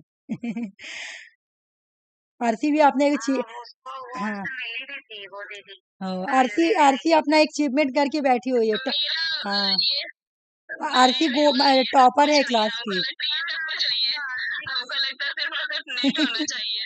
अल्लाह हमको नाम भी उसका पता था, भूल गए अभी, हाँ कुछ क्या खुशी करके है। हाँ, आयशा। हाँ आयशा बोलती थी हाँ, आयशा आयशा खुशी। हाँ। हम लोग के टाइम में एक लड़का था मनोज मंडल, वो गोल्ड मेडलिस्ट था, वही टॉपर था। और एक भी और जैसे कि मतलब मैं भी मेरा भी परफॉर्मेंस अच्छा हुआ करता था। हम लोग का टाइम में एक लड़का ही था, सागर प्रसाद। हाँ नहीं हम लोग का, लेकिन मनोज मंडल जो है ना उसका नेट क्लियर नहीं हुआ, मेरा क्लियर हो गया नेट सेट दोनों, और उसका सेट क्लियर हुआ, सिर्फ मनोज और मंडल का सेट अर्षदी क्लियर। का बैच में सीधी और उनकी सहेली टॉपर थी। हाँ, आरसी बताई थी मुझे। नाम था एकदम। हम लोगों के टाइम में वही एक लड़का था, वही मनोज था। अरे वो लड़का नहीं था, मतलब लड़का ही था मतलब लड़का का नाम में कलंक था। वो लड़का का नाम में कलंक इसलिए था वो क्या कहता था पता है? तुम लोग थ्री इडियट मूवी देखी हो? तो थ्री इडियट मूवी में वो क्या करता है चतुर, कि पढ़ने नहीं देता है, मैगजीन फेंक देता है, कैसे कोई पढ़ाई ना करे सिर्फ हम पढ़ें। वो हम लोग क्लास में वही करता था। सबको खाली बैक आता था, पढ़ाई मत करो, और अपने 4 बजे सुबह तक पढ़ता था। तो मेरे मेरे और उससे बहुत मतलब ये चाहता था, क्योंकि पढ़ने में तेज था वो। लेकिन सर लोग मतलब मेरा भी परफॉर्मेंस अच्छा था क्लास में, क्योंकि मैं भी इंग्लिश वर्जन की थी। तो तो सर लोग मतलब एक होता है ना फेवरेट स्टूडेंट, तो मैं भी फेवरेट स्टूडेंट की कैटेगरी में आती थी। तो उसको जलन लगता था कि इसको ये फेवरेट स्टूडेंट क्यों है सर का, हमको रहना चाहिए। हालांकि वो भी था और मैं भी थी, लेकिन उसको रहता था कि ये क्यों, क्योंकि हम ज्यादा हैं। तो हम लोग में तो थोड़ा ये चलता था, ठीक है, मतलब एक टेंशन जैसा किया। तो हम सोचते थे कि अरे कमीना मतलब सॉरी, मैं बोलती अरे तेरा तो नंबर आ रहा, फिर तेरे को इतना जलस्ती काची। लेकिन इतना जलता ना, इतना जलता कि मतलब पूरे क्लास को पूरा गुमराह करता, मतलब मत पढ़ो। और ना कोई जैसे पूछता कि सुना मनोज थोड़ा आंसर बता देना कि कैसे कैसे बनेगा, क्योंकि लेक्चर के अकॉर्डिंग आंसर बनाना रहता था। तो वो ना गलत बताता, जैसे गलत बुक दे देता, गलत मटेरियल उठा के दे देता, इस तरह से वो इस टाइप का लड़का था। तो मेरा जब नेट निकला, हालांकि वो मेरे फेसबुक पे है, तो मेरा जब नेट निकला तो और उसका सेट क्वालिफाई हुआ है। तो जब मेरा सेट निकला तो उसका भी सेट निकला था वही टाइम। तो कुणाल सर जब फेसबुक पे डाले थे, तो मेरा भी डाले और उसका भी डाले कि जेबा बख्तियार का मतलब एक होता है ना लिख के कि हाँ प्राउड फील हुआ मेरे स्टूडेंट का निकला। तो सर डाले कि जेबा बख्तियार का निकला, मनोज मंडल का निकला। और फिर मेरा अगले साल ही मेरा नेट निकल गया, और उसका नेट नहीं निकला, उसका अभी तक नहीं निकला। वो कॉलेज में पढ़ाता है, लेकिन वो भी एक अचीवमेंट ही है, कॉलेज में गेस्ट लेक्चरर, वो भी एक अचीवमेंट। मैं तो उसको डिमोटिवेट नहीं करती, लेकिन वो बहुत, मैं उसको बोली भी कि देखो तुम डिमोटिवेट मत होना, क्योंकि तुम कॉलेज में तो पढ़ा रहे हो ना, ये बात मैं तो पढ़ा नहीं रही हूँ, तुम तो पढ़ा रहे हो। तो फिर बोला कि हाँ ये बात, बट पढ़ने में बहुत अच्छा था, ये बात बहुत पढ़ता था। मीन हम लोग को प्रॉब्लम क्या हो जाता था कि हम लोग का लैंग्वेज नहीं रहता था, हम लोग का लैंग्वेज 12 तक उर्दू पढ़ो, ठीक है, और फिर उसके बाद कॉलेज में जाके। अगर आपसे पहले मिलते ना, हाँ। एमए कर ही तो रहे थे उस टाइम, शायद एग्जाम दे दिए थे फाइनल ईयर वाले ये मास्टर्स का। पहले मिलते ना तो हम पहले से क्लास करते आपके पास। कौन हाँ, रहे थे वैसे आपको बहुत पहले से हम मिले नहीं ना आरसी मिले आप। किस्मत में जब लिखना था तो मिले मिले तो पता भी नहीं था कि आप ही को ढूंढ रहे थे। हाँ, देखो आरती तुम्हारा दुआ कबूल हो गया हाँ वाकई में हाँ हम दुआ भी किए हाँ थे इसके लिए। फिर भी चलो अच्छा है कि बेनिफिट होगा, तो मैं ये चाहती हूँ कि बेनिफिट हो। जब मैं मिली तुमको इतना शिद्दत से, तो बेनिफिट भी हाँ होना चाहिए, ठीक है। हम तो ऑनलाइन से डरिए कॉलेज के थ्रू हमें सर मिला बोले थे ना, अंजलि तुमको सर बोले थे ना। हाँ, हाँ नहीं सर हमको बोले नहीं थे। हाँ सर जैसे फेवरेट स्टूडेंट सर का होता है ना, तो उस हाँ कैटेगरी में हम भी थे। हाँ सर हम लोग को ग्रुप को पूरा बुला के बोले थे हाँ कि देखो ये लड़की क्लास कराती है, अगर हाँ कोई करना चाहता है तो हाँ नंबर ये है। ओ तो हम नंबर नोट डाउन कर लिए थे, ओ सर नंबर दिए थे ओ तो उसके बाद हम आपको मैसेज किए हाँ थे। हाँ और तुम सर मैसेज तो की। नहीं किया, बट हाँ हाँ हम नोट डाउन कर लिए थे। नहीं, और सौरभ भी किया था, सौरभ भी किया था कि सर हाँ बोले थे। सौरभ तो हाँ, उधर सौरभ का बंगाली प्रॉब्लम था, मतलब उसको मेरे लैंग्वेज समझ में नहीं, वो बोल के मुझे बोला कि मैम आपका क्लास तो मुझे बहुत अच्छा लगता है, लेकिन मुझे एक जरा हिंदी नहीं आती है। असम तो बोले कोई बात नहीं, कोई प्रॉब्लम नहीं। हाँ प्योर बंगाली हाँ था। प्योर वो बंगाली है। बांकुड़ा साइड का था वो ना, इसकी बॉकरा वजह साइड से। का था, इस वजह से वो बोला मुझे प्रॉब्लम हो रहा, बोला अगर हम आसनसोल का रहते तो मुझे इतना प्रॉब्लम नहीं होता मैम। तो हम बोले कोई प्रॉब्लम नहीं। वो एक अलग ही फीलिंग होता है जब सर लोग मतलब क्लास में तारीफ करते हैं तो वो एक अलग ही फीलिंग होता है। स्टूडेंट के सामने ही सर बोले थे अपना हाँ फेवरेट स्टूडेंट लोग के साथ। हाँ। नहीं तो मुझे ये बात लगता है कि हाँ, तो कौन से बोले थे अंजलि, कौन से सर बोले थे? एसपी सर बोले थे। खुशबान सर एसपी अभी जो सर। एचओडी है ना, अभी एचओडी वही है, हाँ मतलब अभी एसओडी है। हाँ अभी एचओडी है वो। सर भी बहुत अच्छे हैं। अभी वो एम सर के दोस्त है ना, वो सैफो जमान सर, आशीष सर के दोस्त है वो। मेरा आशीष सर के थ्रू ही उनसे जान पहचान हुआ ना, तो मैं नहीं जानती। हम लोग देखे हैं ना सुषमा, नहीं हम लोग के टाइम में नहीं थे सर। नहीं हम लोग के टाइम में नहीं, जब हम लोग गए थे रजिस्ट्रेशन लाने के लिए तब थे। रिसेंट आए हैं, अभी ज्यादा अच्छा दिन नहीं।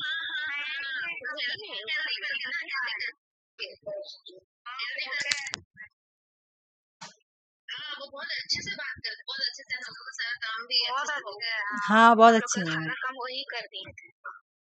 अभी वो ये छोटी है ना बहुत अच्छे सर ये बात है अभी हाँ वो ये वही छोटी अच्छा थी, हाँ अभी वो वही ये अच्छे छोटी हैं वो। हम्म सर तो हमेशा मेरा तारीफ करते हैं अभी का मतलब अच्छा है, अभी का सब टीचर ही अच्छा है। हम लोग के सीनियर सर भी मेरा अच्छे सीनियर हैं। मेरे सीनियर को मेरे को कॉल करके बोल रही पता है तुमको आज हमको ना सर से मेरा बात हुआ एसपी सर से आज मेरे एसपी सर से बात है और वो जो सीनियर वहाँ से एमफिल कर रहे थे उनका एमफिल कंप्लीट हो गया था तो वो लोग कॉन्वोकेशन में गए थे तो सर उनको बता रहे थे नहीं कॉल करके बताए थे तो बोले ना कि पता है जेबा एक लड़की है उसका जेबा नाम है सर बहुत उसका तारीफ कर रहे थे कि उसका नेट सेट भी क्लियर है ऐसे वैसे तो हमने सुनना वो मैं ही हूँ और कोई नहीं हम बोले कि पता है भैया मैं ही हूँ वो और कोई नहीं है जेबा मैं ही हूँ और वो पगला का इतना बेवकूफ कि सर उसको बता रहे हैं कि आसनसोल में रहती है रेलपान में रहती है जेबा बख्तियार नाम है फिर भी वो नहीं पहचान पा रहा है कि हाँ वो मुझे को ही बोला है आना तो वो मुझे कॉल करके बोले कि पता है एसपी सर आज एक लड़की के बारे में बता रहे थे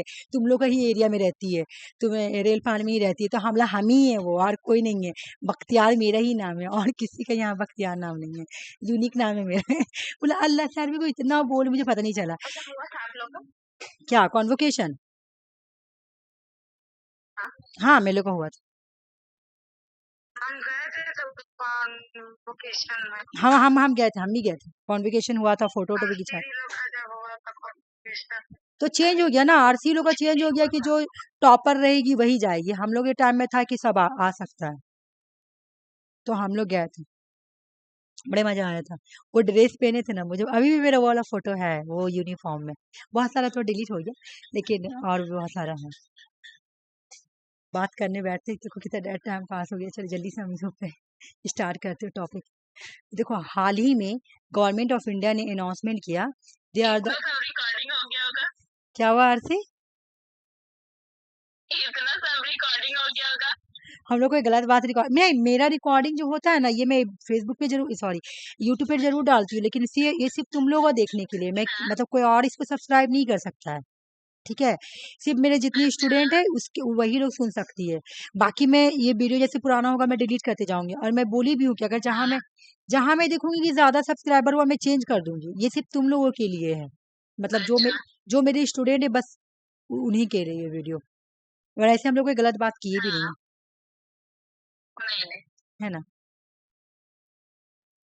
तो वीडियो को तो काट भी सकते हो ना, बीच में से ट्रिम तो कर ही सकते हो। बहुत टाइम लगता है काटने में और मुझे ना काटने इतना आता भी नहीं है स्टार्टिंग का और लास्ट वाला काटने आता है बट ऐसे कोई बात हम लोग कोई खराब बात की नहीं अच्छा बात किया और ऐसे नहीं कोई देखेगा वीडियो में तुम देखना सिर्फ 5 सब्सक्राइबर है उससे ज्यादा नहीं हम ऐसे बोल रहे थे, इतना लॉन्ग हो जाएगा इसीलिए बोल रहे थे, और कोई ओ दिक्कत हाँ नहीं है। हाँ लॉन्ग हो जाए ठीक है मैं काट दूंगी देखूंगी तो मैं काट दूंगी ठीक है चलो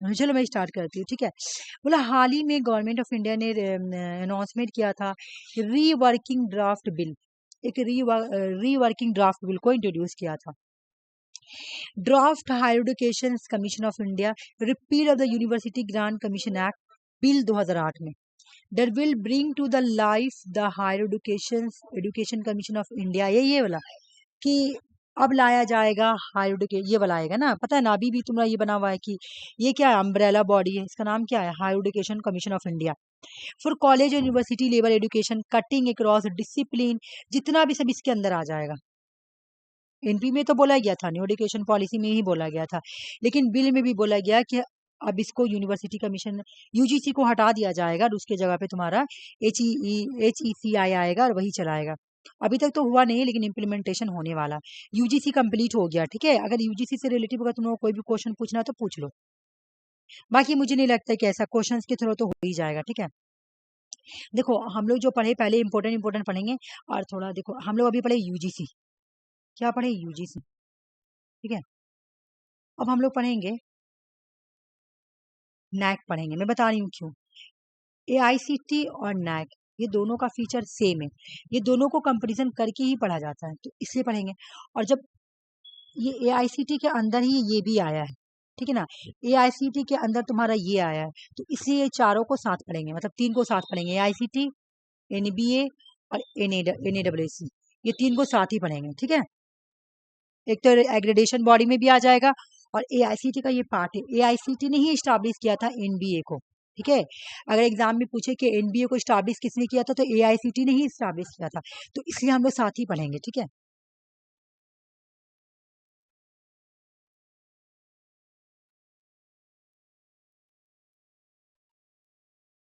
the national assessment and accreditation council full form है autonomous entity performance assessment accreditation higher education institution in India. ये क्या करती है, इंडिया में जो हायर एजुकेशन है उसको एग्रेडेशन देती है। इसका एकदम सिंपल क्वेश्चन आता है, इससे पहला क्वेश्चन समझो क्या आएगा, इनमें से कौन सा बॉडी है जो हायर एजुकेशन को एग्रेडेशन देती है, तो आंसर हो जाएगा तुम्हारा NAAC। Under the UGC university grant commission function under the UGC guidance and regulate. बोले कि ये किसके अंडर आती है, UGC के गाइडेंस के अंदर आती है, उसके अंदर आती है, ठीक है ना। UGC के अंदर आती है NAAC, ठीक है। इसको इस्टाब्लिश कब किया गया था, रट लो, 1994 में। NAAC को कब आया था, 1994 में। Continuously working toward the enhancing the quality of education, जब से आई है तब से कंटिन्यूस क्या कर रही है, हायर एजुकेशन की क्वालिटी को इनहांस कर रही है। Dedicate the quality education aim at the advancement of quality education through the consistent assessment and accreditation. ये क्या करती है, ये हायर एजुकेशन को एग्रेडेशन देती है। जो मेन चीज होगा मैं बार बार वही पढ़ाऊंगी, ठीक है। NAAC एग्रेडेशन एक क्रिटिकल मैट्रिक, हटा दो ये वाला क्योंकि वो अभी उधर भी आएगा। NAAC was establish 1994। रिकमेंडेशन किसने किया था, 1986 की पॉलिसी ने रिकमेंडेशन किया था। NAAC का फीचर्स रिकमेंडेशन देख लो किसने किया था, जो सिकन वाली। इंडिया में तीन ही इंडिया में नेशनल एजुकेशन पॉलिसी तीन ही आई है, 1, 2, 3, है ना। 1968, 1986 और 2020। तो जो 1986 वाली जो है ना, उन्होंने ही रिकमेंडेशन किया कि NAAC होनी चाहिए इंडिया में। इसका काम क्या है, इसका वैल्यू पढ़ो, कोर वैल्यूज। इसका 4 कोर वैल्यूज है। कंट्रीब्यूटिंग करना नेशनल डेवलपमेंट को, fostering global competency among student या भी छुटा हुआ स्टूडेंट के बीच में कॉम्पिटेंसी, मतलब वो क्या बोला, ग्लोबल कॉम्पिटिशन। मतलब मैं बता रही हूँ, जो स्टूडेंट है ना, कॉलेज यूनिवर्सिटी के स्टूडेंट, उनको ऐसा बनाना है कि वो ग्लोबल स्टूडेंट के साथ कंपटीशन कर सके, इंडिया का स्टूडेंट बाहर के स्टूडेंट को कंपटीशन दे सके, ठीक है। इनकलकुलेटिंग ए वैल्यू सिस्टम एमंग स्टूडेंट। ये क्या हुआ, सब छूट गया। बोला कि इसमें ऐड करना है क्या, वैल्यू सिस्टम। स्टूडेंट के साथ वैल्यू सिस्टम को स्टूडेंट के अंदर क्या करना है, क्या इंक्लूड करना है, क्या ऐड करना है, जोड़ना क्या है, वैल्यू सिस्टम। प्रमोट करना है टेक्नोलॉजी की यूज को।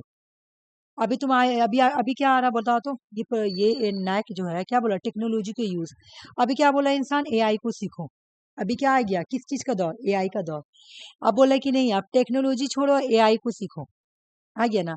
क्वाइस फॉर एक्सेलेंस, स्टूडेंट को हमेशा क्वाइस फॉर एक्सेलेंस के लिए बनाओ, मतलब उसको हर चीज, क्वाइस का मतलब क्या, क्वेश्चंस, मतलब कि उसको एक्सेलेंस बनाओ, किस चीज के लिए, हर चीज में वो इन्वेस्टिगेशन करे, हर चीज में वो एक क्वेश्चन ढूंढे, है ना, हर चीज के लिए वो क्वेश्चन ढूंढे, ठीक है। इस तरह से बनाओ।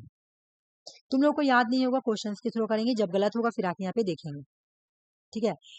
बोला कि जो NAAC है इसका प्रोसेस क्या है, aggradation process in multiple state, बहुत सारा मल्टीपल स्टेट है। इसका एम होता है, इंडिया में जितनी भी इंस्टीट्यूशंस है, ठीक है, इसका एम है assigning the overall quality of an institution in term of infrastructure, teaching method, academic output, governing, ये सब देखकर एग्रेडेशन देना। यूनिवर्सिटी कॉलेज का ये सब चीज देखकर ही वो किया जाता है, एग्रेडेशन दिया जाता है, ठीक है। तो बोले यहाँ पे कुछ फ्लोइंग स्टेप है, जैसे पहले इंस्टीट्यूशनल रजिस्ट्रेशन, पहले क्या करना पड़ेगा, institutional must be register, NAAC के ऊपर जाके रजिस्ट्रेशन करना पड़ेगा इंस्टीट्यूशंस को। फिर सेल्फ स्टडी रिपोर्ट देना पड़ेगा, यानी इंस्टीट्यूशन सबमिट SSR, उसको सेल्फ स्टडी रिपोर्ट को क्या करना पड़ेगा, सबमिट करना पड़ेगा डॉक्यूमेंट्स के फॉर्म में, है ना। डॉक्यूमेंट्स इसका चाहे स्ट्रेंथ हो, चाहे वीकनेस हो, चाहे एकेडमिक प्रोसेस हो या क्वालिटी हो, जो भी हो सब ऐड करना पड़ेगा उसको, अच्छाई खराबी सब चीज ऐड करना पड़ेगा जो रिपोर्ट बनेगा। पेयर रिव्यू विजिट करना पड़ेगा, पेयर रिव्यू हम लोग से जुड़ा हुआ, हम लोगों को क्या बनना, प्रोफेसर, तो हम लोग को प्रोफेसर बनना है, तो हम लोग को ये सब चीज के बारे में जानकारी रखना है, पेयर रिव्यू क्या है, पेयर जर्नल क्या है ना। बोला कि पेयर रिव्यू विजिट करना पड़ेगा एक नैक की टीम को अप्रूवल लेने के लिए। Peer visit institution to verify information, assess infrastructure, teaching process. मतलब नैक का जो टीम है ना वो जाएगा पेयर रिव्यू में कि आप बताइए जो कॉलेज है, जो यूनिवर्सिटी है, उसको हम लोग नैक एग्रेडेशन दे रहे हैं, तो क्या उसका टीचिंग का प्रोसेस क्या है, उसका इंफ्रास्ट्रक्चर क्या है, उसके बारे में कुछ इंस्टीट्यूशंस के बारे में हमको बताइए। इस तरह से जाके विजिट करके पूछता है नैक का टीम लोग यहाँ पे पेयर रिव्यू में।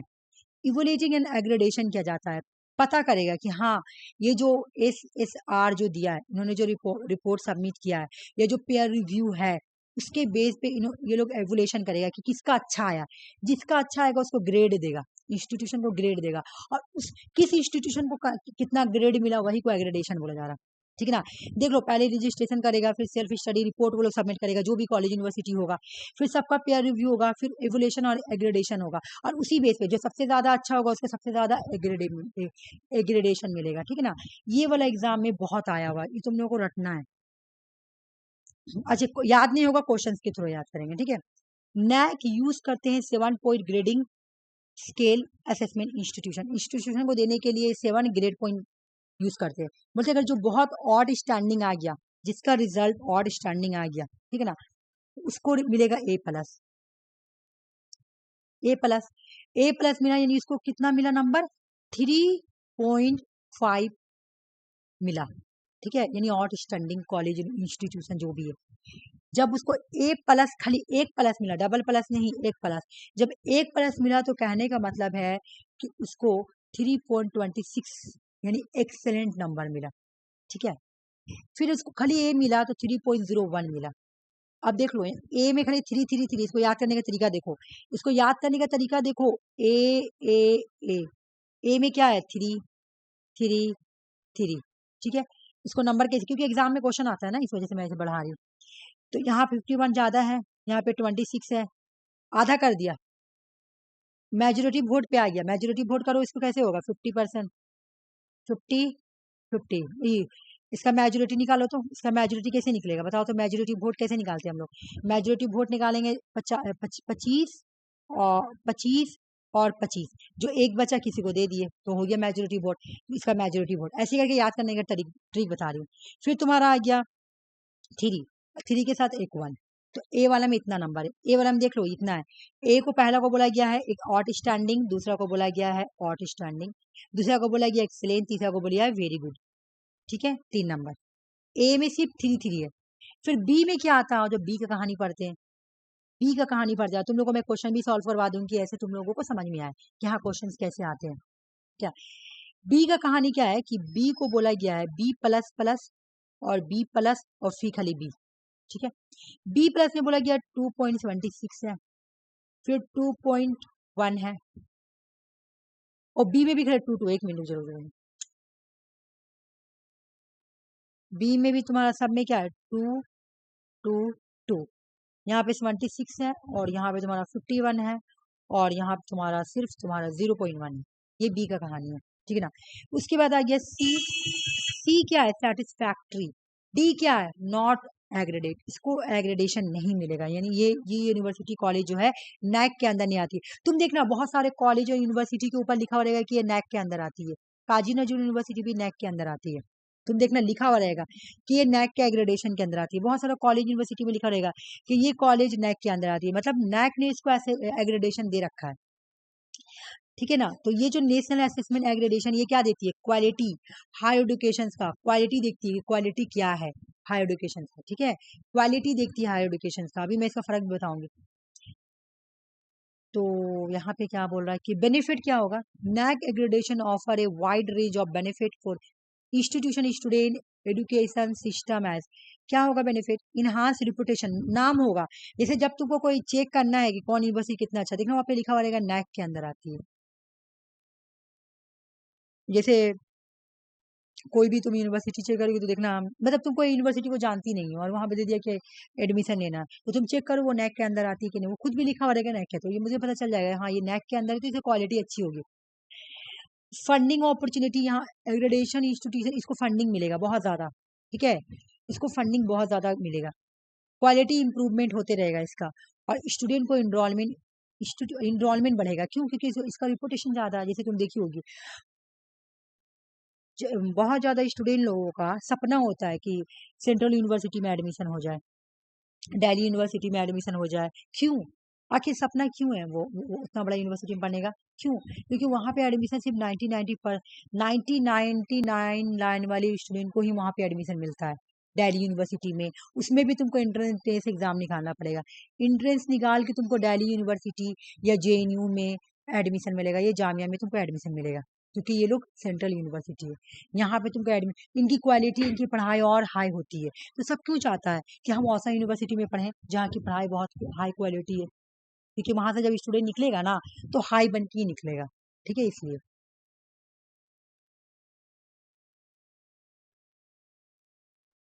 मतलब हाल में इसमें कुछ चेंज हुआ है। नैक हैज बीन अपडेट कुछ किया गया है, स्टूडेंट सेंटरिंग असेसमेंट किया गया है, ICT को यूज किया गया है, और बहुत ही ऐसे मोर फ्रीक्वेंट असेसमेंट बनाया गया है। बाकी और उतना कुछ नहीं। हाँ, ये वाला एक बार पढ़ लेते हैं। How to prepare for NAAC accreditation, कैसे तैयार किया जाता है नैक का जब एग्रेडेशन तैयार किया जाता है तो कैसे करेंगे।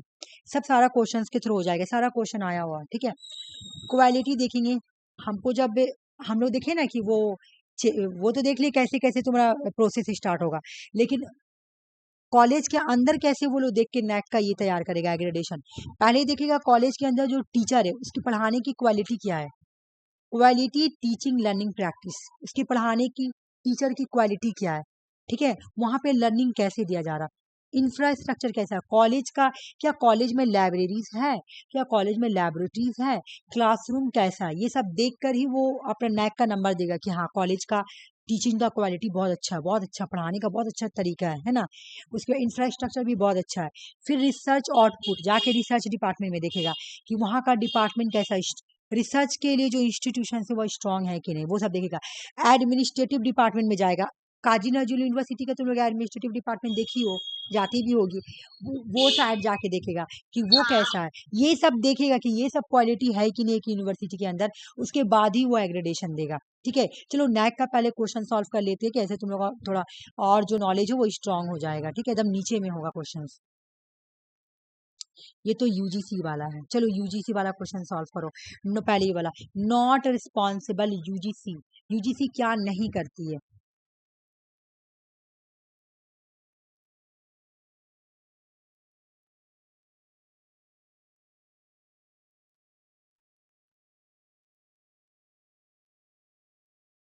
यूनिवर्सिटी ग्रांट कमीशन है, ये कॉलेज और यूनिवर्सिटी को क्या करती है, मेंटेन करती है, ये करती है, सब चीज रेगुलेट करती है, कॉलेज और यूनिवर्सिटी को रेगुलेट करेगी। मैं आंसर बताऊं, मैं बताऊं आंसर? नहीं रुकिए, देख रही 3 नंबर। कैसे कैंपस क्यों करेगी बताओ पहले, 2 होगा, कैंपस क्यों करेगी। मैं तो पढ़ाई रिसर्च को फंडिंग वगैरह कौन देता है, कॉलेज यूनिवर्सिटी को फंडिंग कौन देता है, UGC ही देता है ना। करिकुलम को सेंड करता है यूनिवर्सिटी का, UGC। क्वालिटी कौन, हायर एजुकेशन का क्वालिटी को रेगुलेट कौन कर रहा है, अभी हम पढ़ाए ना, ये रेगुलेशन बॉडी है।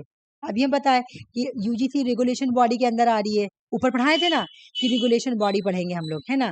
तो ये रेगुलेशन हायर एजुकेशन की क्वालिटी को रेगुलेट करती है। कैंपस करेगी, हर एक यूनिवर्सिटी के कैंपस जाएगी डिसिप्लिन मेंटेन करने के लिए। बताओ, UGC है, यूनिवर्सिटी ग्रांट कमीशन, इतनी बड़ी यूनिवर्सिटी है, वो कैंपस जाके सबका ये करेगी, डिसिप्लिन मेंटेन करेगी एक एक, नेवर। आप गलत नहीं होगा तुम लोग से, ठीक है ना।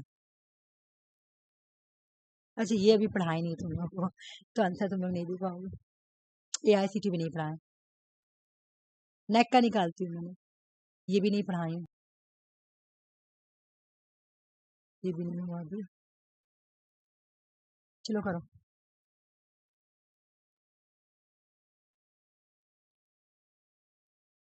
एग्रेडेशन किस लेवल पे देती है, कैसा रहेगा तो वो एग्रेडेशन दे।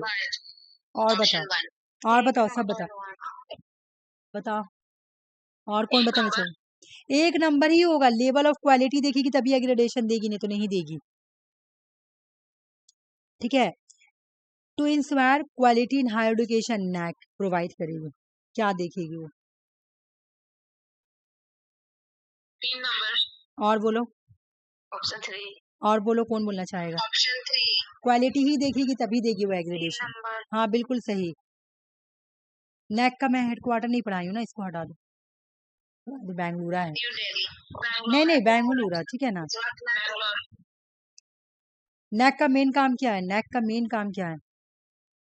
एग्रीडेटिंग यूनिवर्सिटी। एग्रीडेशन बिल्कुल, कितना इजी है, फुल फॉर्म वाला ही देख दिया। चलो,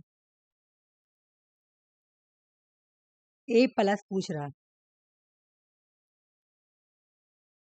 ऑप्शन 2।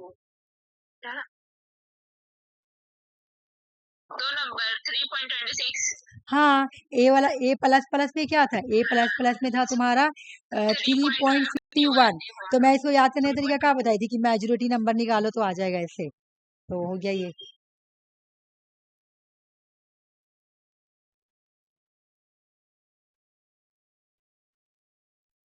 मिनिमम स्कोर बताओ, कम से कम स्कोर कितना दिया जाएगा?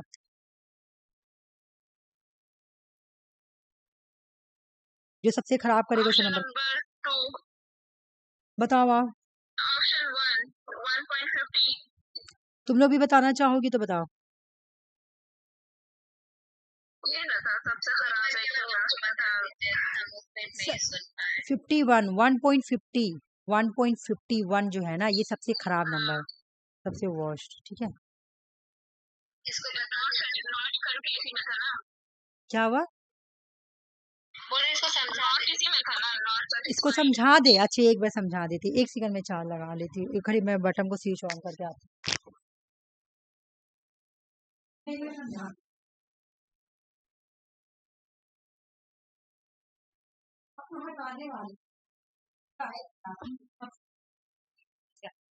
एग्जाम में तो अच्छा ही जा रहा है।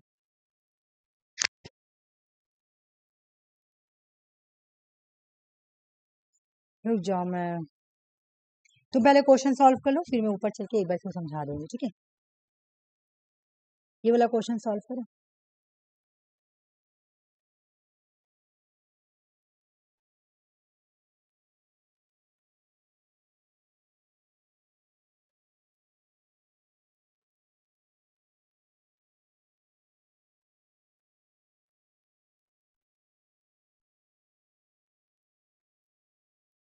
Option number 1। और बताओ, कौन बताएगा?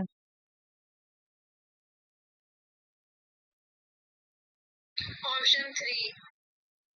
इसमें 3 कैसे बोल रही है? मैंडेटरी कैसे होगा उसके लिए? वो भी सब हायर एजुकेशन इंस्टीट्यूशन, वो पहले देखती है क्वालिटी कि हाँ वो क्वालिटी है कि नहीं, तब तो देती है ना एग्रेडेशन।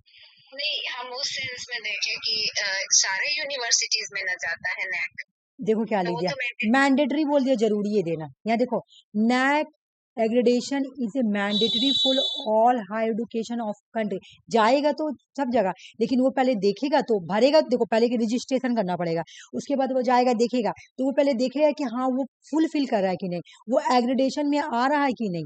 जब आएगा तब तो उसको एग्रेडेशन देगा ना। वो भी मैंडेटरी नहीं है, मैंडेटरी नहीं है ये, मैंडेटरी नहीं है, ये याद रखना, मैंडेटरी नहीं है। एग्रेडेशन देना मैंडेटरी नहीं है, ठीक है। ए होगा आंसर, आरती का आंसर सही था। ये करो।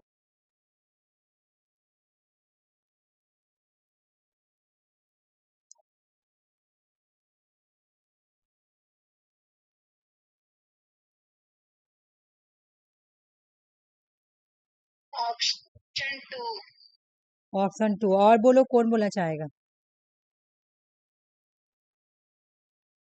हाँ देख रहे हैं। देखो आराम से देखो, कोई बात नहीं।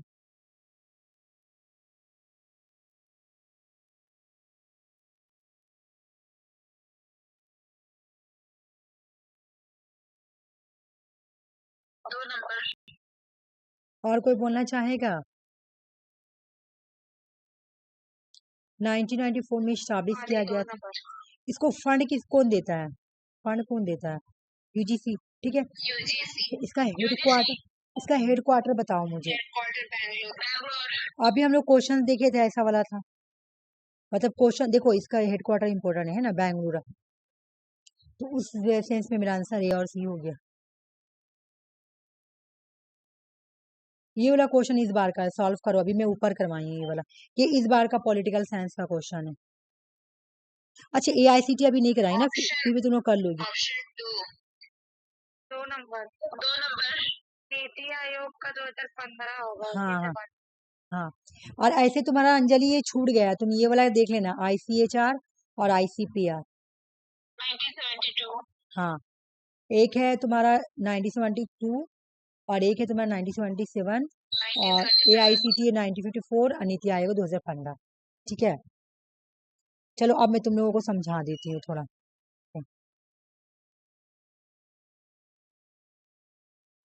मतलब नेक कंप्लीट हो गया, अब नेक्स्ट क्वेश्चन आएगा तो तुम लोगों को प्रॉब्लम नहीं होगा। UGC का मुझे क्वेश्चन लाना पड़ेगा।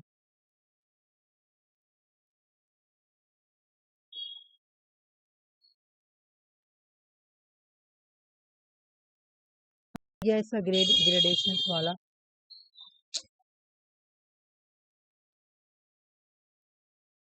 हाँ ये वाला ना, देखो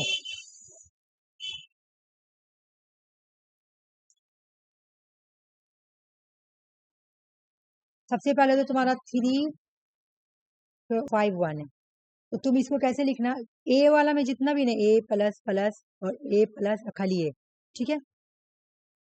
3 इसका मेजोरिटी नंबर निकालना, मेजोरिटी नंबर निकालने में बताई हूँ ना कि जैसे इसको तुम आधा करेगी तो 25 और 25, मेजोरिटी एक नंबर किसी तरफ दे दोगी वो मेजोरिटी हो गया 26, इसका आधा करेगी हो गया। फिर उसके बाद 3.1 मतलब वही 01, ठीक है। तो ये तो हो गया तुम्हारा A वाला का कहानी। अब B वाला में आ जाओ। B वाला में बोल रहा है कि B प्लस प्लस, इसमें क्या नंबर दिया हुआ है 2.76 और B प्लस में दिया हुआ है तुम्हारा 2.76 2.51। तो इसका देखो तो कोई ट्रिक बन रहा, ये अगर आधा भी करेंगे तो नहीं होगा, ऐसे इसको ऐसे याद करो, कोई ट्रिक नहीं बन रहा।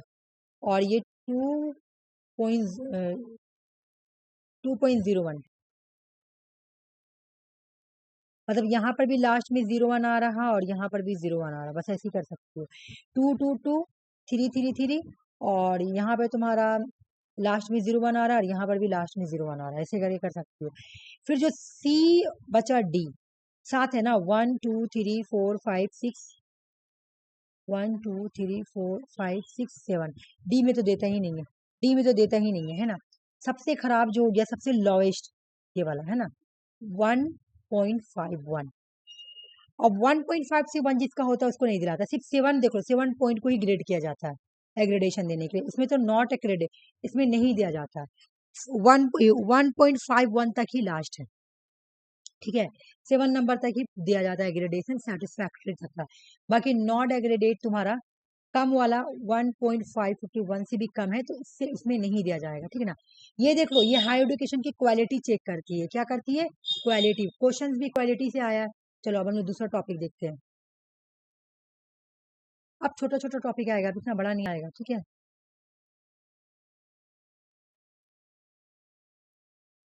अच्छा ये ऊपर नीचे हो गया, पहले ये पढ़ाऊंगी तब वो पढ़ाऊंगी, ठीक है ना, उसी के अंदर ये आया। All India council for technical education AICT, इससे क्वेश्चन भी आया था। ये कब आई थी 1945 में आई थी।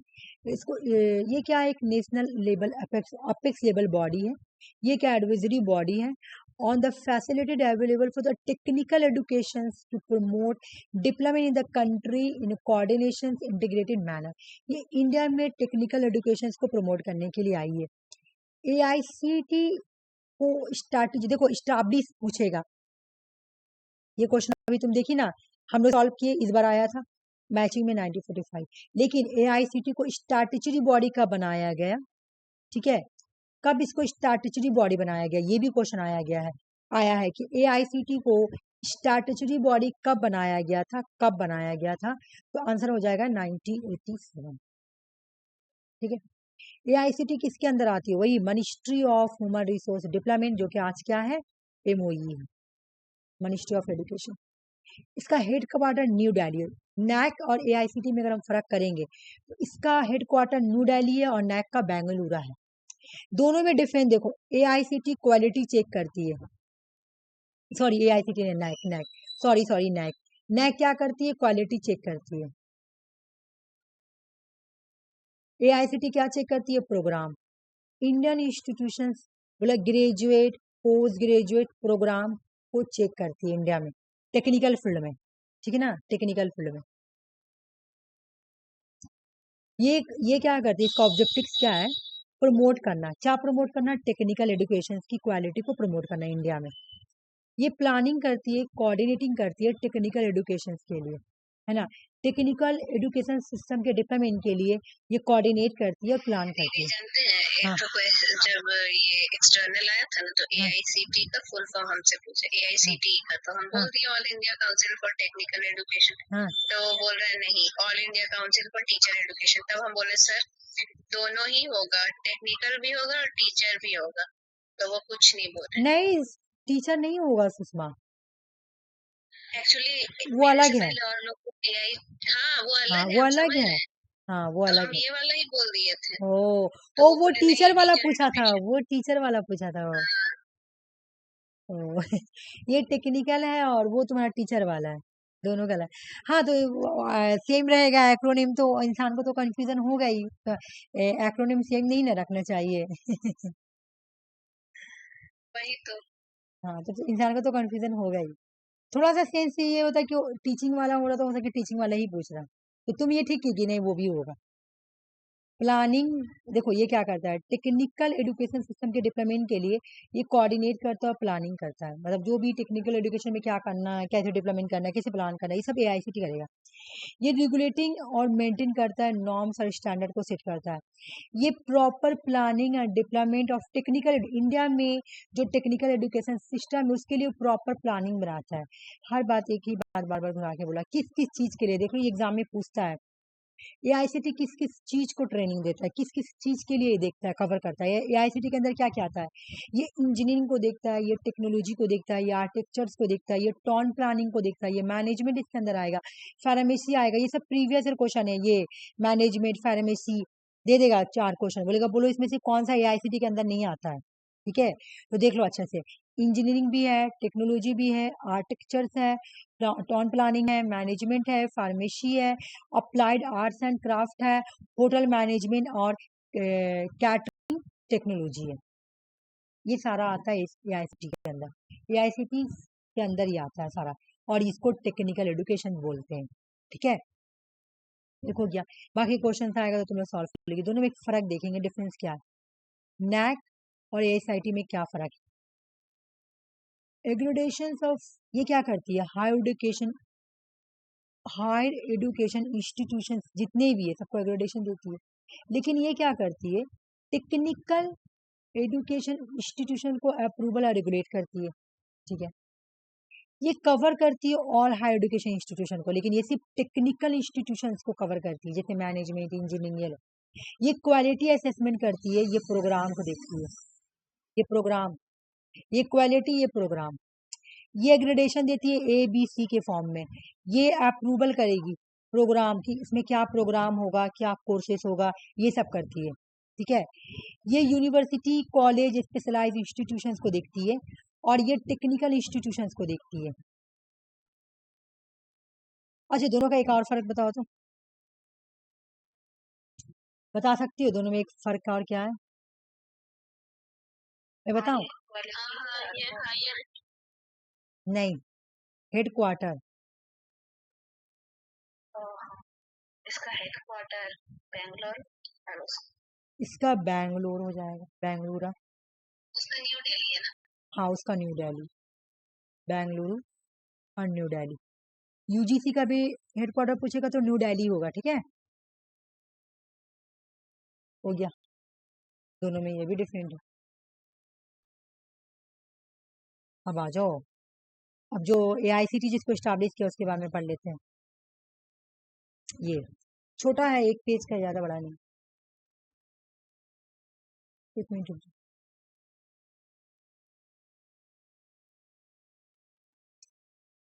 NBA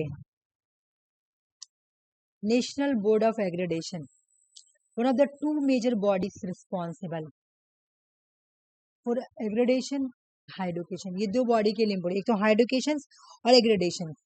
ये एग्रेडेशन देने के लिए भी रिस्पॉन्सिबल है और ये हायर एजुकेशन को भी देखने के लिए रिस्पॉन्सिबल है, ठीक है, इंडिया में। along with the national assessment aggradation council, बोले ये बिल्कुल उसी के से जुड़ा हुआ है, ठीक है ना। एनबीए एग्रेडेशन टेक्निकल प्रोग्राम, ये भी एग्रेडेशन देती है, आ जाओ। नैक भी एग्रेडेशन देता है और एनबीए भी एग्रेडेशन देता है, लेकिन नैक जो दे रहा है एग्रेडेशन कॉलेज और यूनिवर्सिटी को एग्रेडेशन दे रहा है, लेकिन एनबीए जो दे रहा है ना एग्रेडेशन, ये इंजीनियरिंग टेक्निकल एजुकेशन को दे रहा है, क्योंकि ये पार्ट ही है एआईसीटी का, तो ये भी एग्रेडेशन देगा, लेकिन ये किसको, टेक्निकल प्रोग्राम को देगा।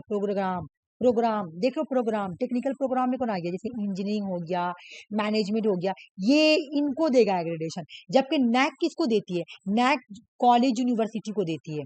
दोनों में फर्क अगर मुझे पढ़ना होगा कि ये लोग दोनों में फर्क क्या है, एनबीए और नैक में फर्क क्या है। चलो एक बार मैं फर्क लिखती हूँ, ठीक है, क्योंकि दोनों ही एग्रेडेशन देने का काम कर रही है। कहीं पे पेज है यहाँ पे, देखो काम तो दोनों का सेम ही है, दोनों ही एग्रेडेशन दे रही है ना।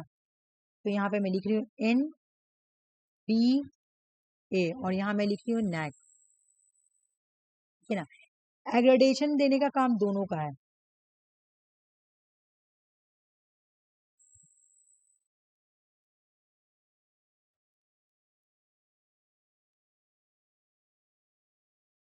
ये भी देती है, अच्छा एग्रेडेशन ये भी देती है,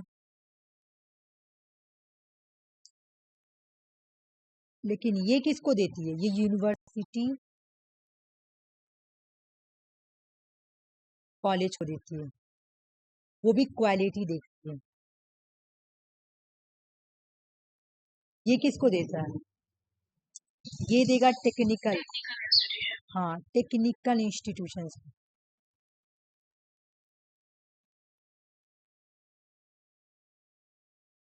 ये प्रोग्राम को देती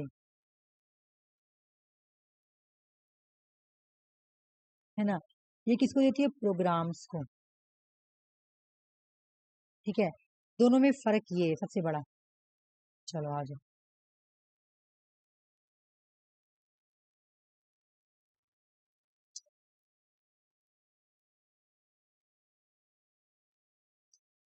हो गया ना, कहाँ कहाँ गया ये, हाँ।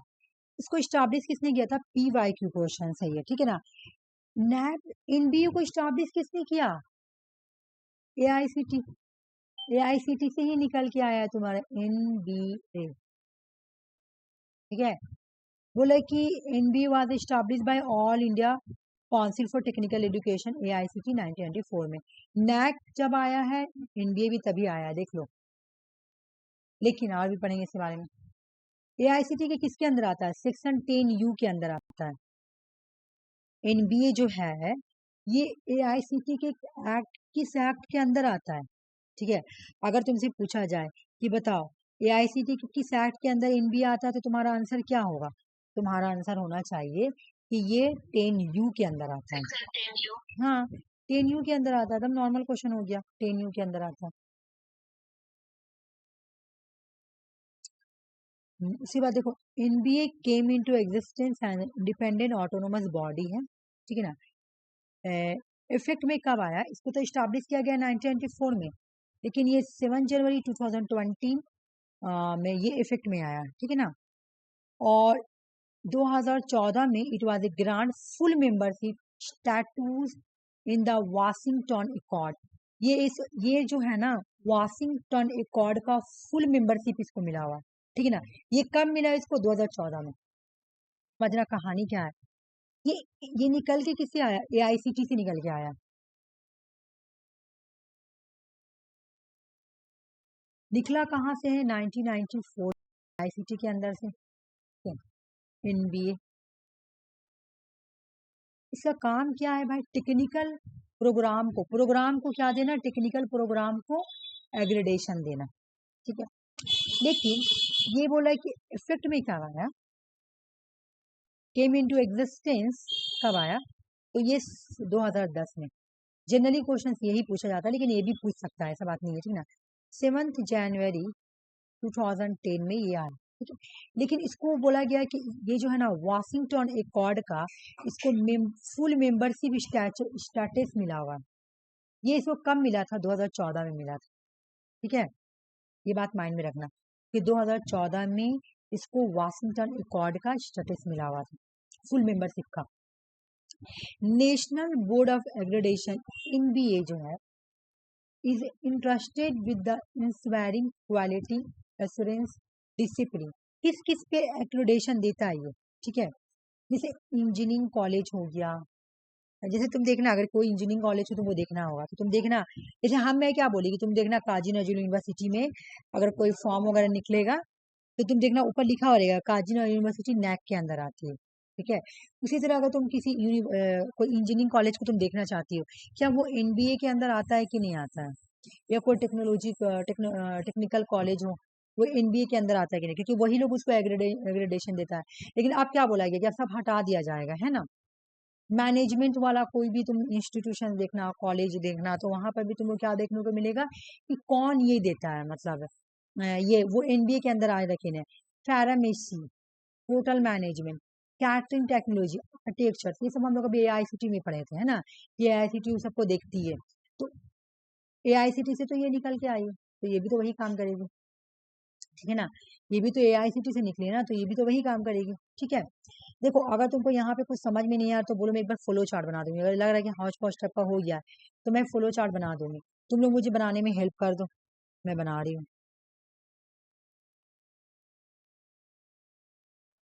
ऐसा तो समझ आ गया, लेकिन एक बार बना ही दीजिए। बना देते हैं तो अच्छा रहेगा, ठीक है।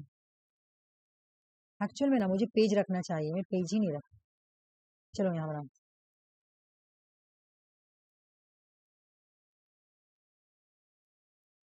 देखो सबसे पहले NBA का फुल फॉर्म मुझे लिखना होगा, NBA। चलो फुल फॉर्म मुझे बताओ।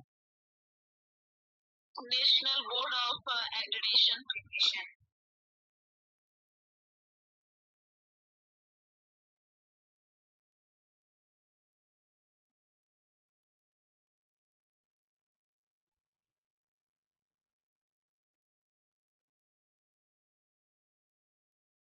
एक्रेडिटेशन, ठीक है।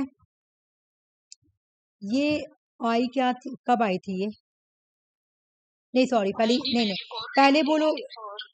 हाँ 1994 में आई थी, चलो ठीक, 1994 में आई। और इसको इफेक्ट कब किया गया, इफेक्ट में कब आया ये? 2010 में, है ना। हाँ ये हो गया 7 जनवरी 2010। हाँ ठीक है, बहुत अच्छा बोली। फिर इसको स्टैब्लिश किसने किया था? AICTE है ना। AICT जो है इन्होंने ही इसको क्या किया था, स्टैब्लिश किया था, ठीक है। समझ में आ गया। ये एग्रेडेशन इसका काम क्या है, इसका काम क्या है? एक्रेडिटेशन देना टेक्निकल इंस्टीट्यूशन को, टेक्निकल कॉलेज, हाँ इंस्टीट्यूशन। एग्रेडेशन देती है ना, किसको? टेक्निकल प्रोग्राम को, ठीक है ना, टेक्निकल प्रोग्राम में देती है, प्रोग्राम होगा, ठीक है ना, टेक्निकल प्रोग्राम को एग्रेडेशन देती है।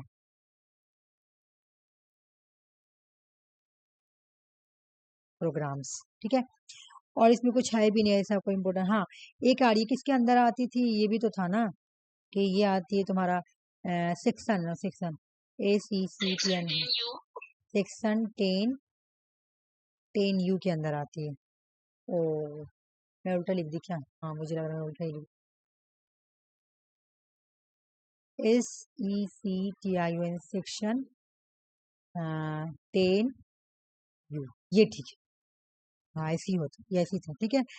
और AICT से क्या फर्क है, तो ये भी तो हो गया कि वो क्वालिटी को देती है और ये टेक्निकल कॉलेज को देती है ना, और ये टेक्निकल प्रोग्राम को देती है, ठीक है। चलो और एक है उसको कर लेते हैं।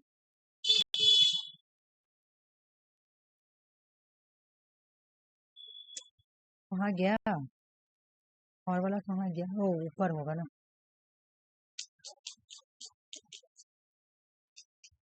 हाँ जाओ। Regulation body, national council for, यही बोल रहे थे क्या टीचर? यही वाला पूछ रहे थे क्या सुषमा? नहीं दीदी, ये AICTE के अंदर ही आता है वो वाला, पता है? AICTE technical national council for teacher education, ठीक है, बहुत बार एग्जाम में आया हुआ है। ये एक स्टैट्यूटरी बॉडी है, देख लो स्टैट्यूटरी बॉडी है। इसको सेटअप कब किया गया था, किसके अंडर ये आता है?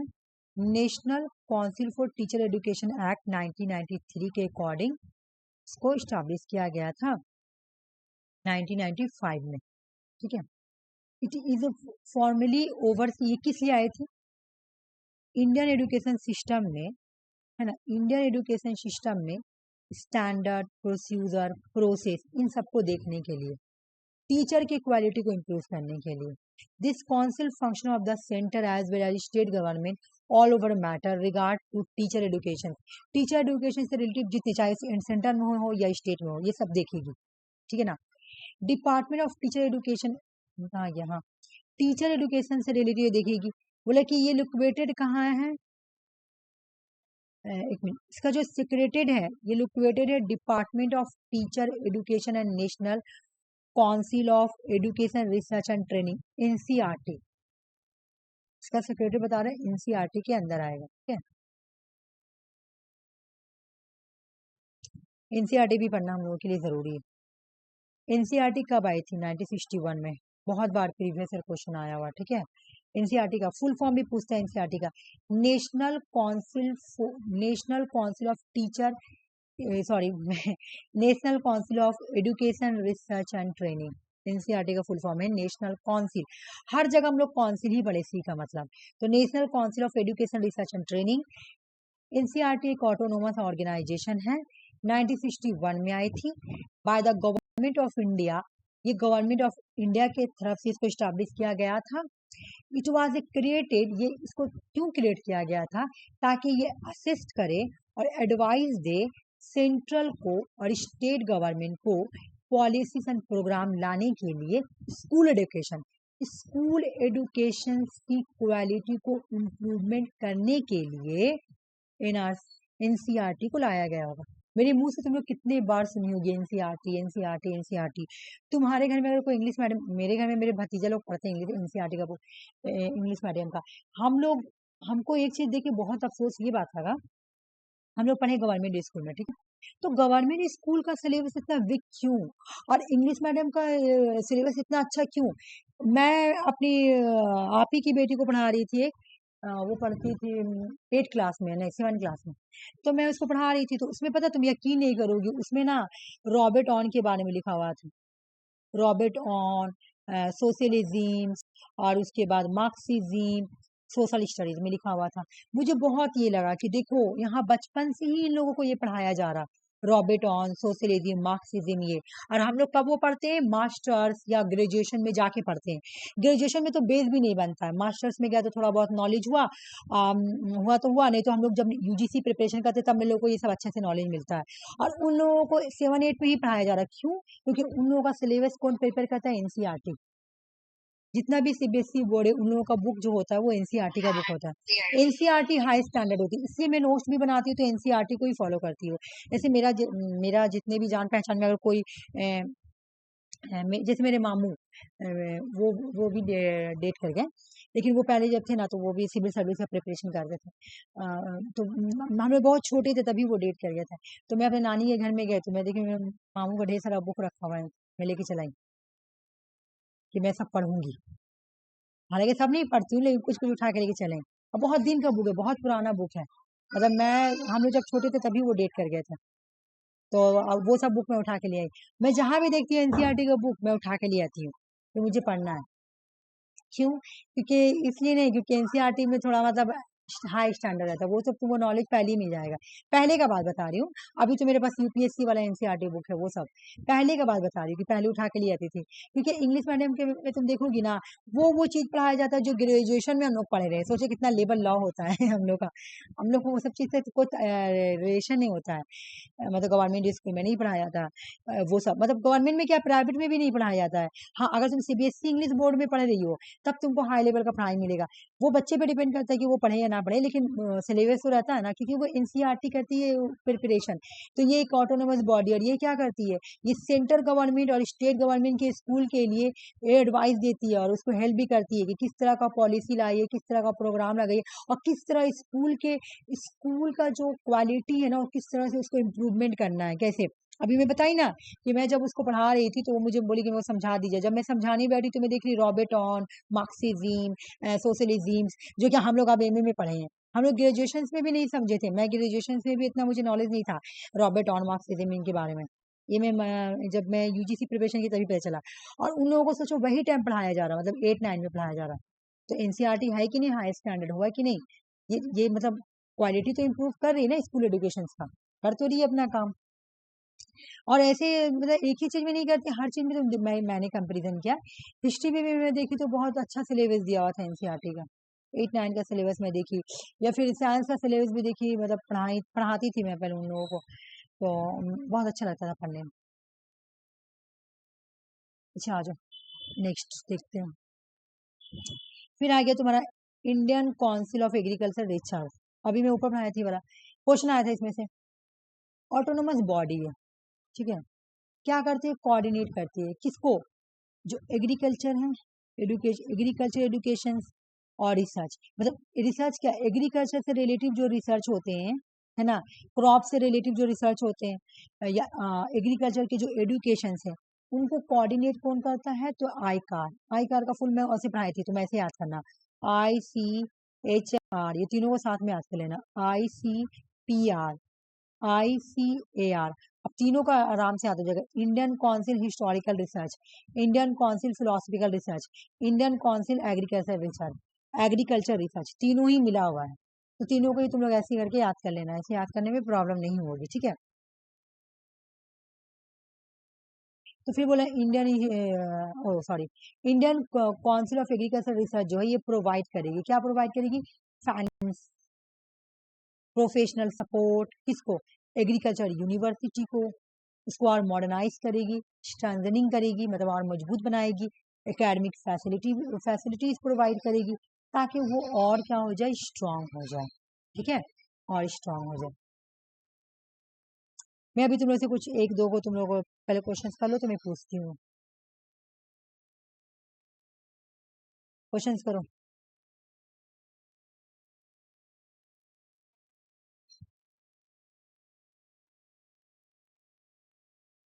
Option C, sorry option C. और बोलो, कौन बोलेगा, ऑप्शन 3। और भी कोई बोलना चाहेगा, हाँ, ऑप्शन नंबर 3। ठीक है, अंजलि तुम बोलोगी, क्या गलत है इसमें, अप्लाइड की जगह एग्रीकल्चर होगा, बिल्कुल, यहाँ पे अप्लाइड का जगह में क्या हो जाएगा, एग्रीकल्चर।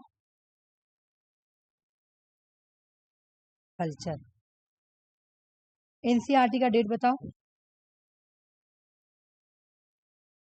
1961। हाँ 1961। ये किसके लिए आई थी, टीचर ट्रेनिंग के लिए, एजुकेशन। हाँ एनसीईआरटी स्कूल एजुकेशन के लिए आई है। ओह सॉरी, करने के लिए वो एनसी फुल फॉर्म में चलेगा। और हाँ एनसीटी का डेट बताओ, और कौन सा एक्ट के अकॉर्डिंग आई थी ये भी बताना। 1993। नहीं 1993 एक्ट है, एक्ट तो 1993 है, ईयर क्या था, अच्छा 1995। बिल्कुल, इसका जो ईयर था 1995 था, ठीक है। क्या ये एक स्टैट्यूटरी बॉडी है, बिल्कुल, ये क्या है तुम्हारा, हाँ ये एक स्टैट्यूटरी बॉडी है ना, क्योंकि देख लो इसके साथ एक्ट लगा हुआ है, और जिसके साथ भी एक्ट लगा हुआ रहेगा, ये इसका पर्पस क्या था,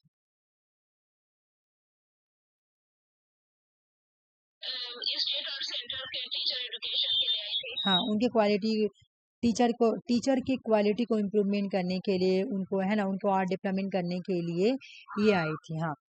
एआईसीटी का डेट बताओ,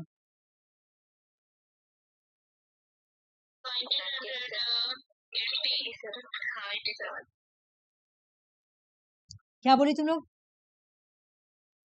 डेट क्या? अभी तो तुम क्वेश्चन भी सॉल्व किया 1945 AICT, और उसको स्टैट्यूटरी बॉडी कब बनाया गया? अच्छा हुआ मैं क्वेश्चन पूछ ली ना, तो तुम लोगों के माइंड में तो यही बैठा हुआ रहता। 1987 में ये स्टैट्यूटरी बॉडी बनी है, ठीक है, और 1945 में बोला गया है, हाँ ठीक है। अच्छा एक और बात, ये बोला गया है अभी रिसेंट में मैं ये देखी न्यूज, कि बोला गया कि इसको हटा दिया जाएगा, ठीक है, बोला गया कि अब ऐसा AICT को हटा दिया जाएगा, सुनी होगी। हाँ सबको हटा दिया जाएगा, हाँ उसकी जगह में एक अम्ब्रेला बॉडी आएगी। मैं ना क्वेश्चंस के थ्रू तुम मुझसे पूछ लेती तो तुम लोग थोड़ा क्लियर हो जाए। पता नहीं तुम लोग क्या माइंड में ये करो।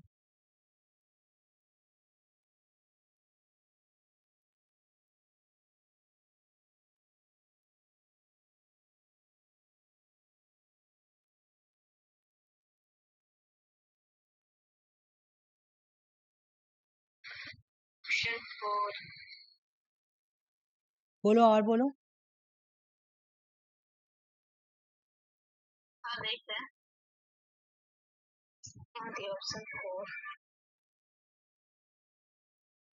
ऑप्शन 4 बोल रही हो तुम लोग, मैं देखती हूँ।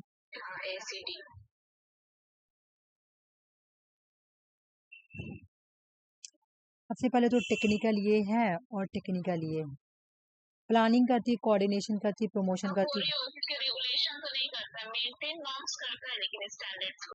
ए और सी, ए और C E regulation and maintain of the norms and standard, ये भी होगा ए और सी ई। और फंडिंग कहाँ देती है? इंजीनियरिंग कॉलेज के टीचर। इधर देखो,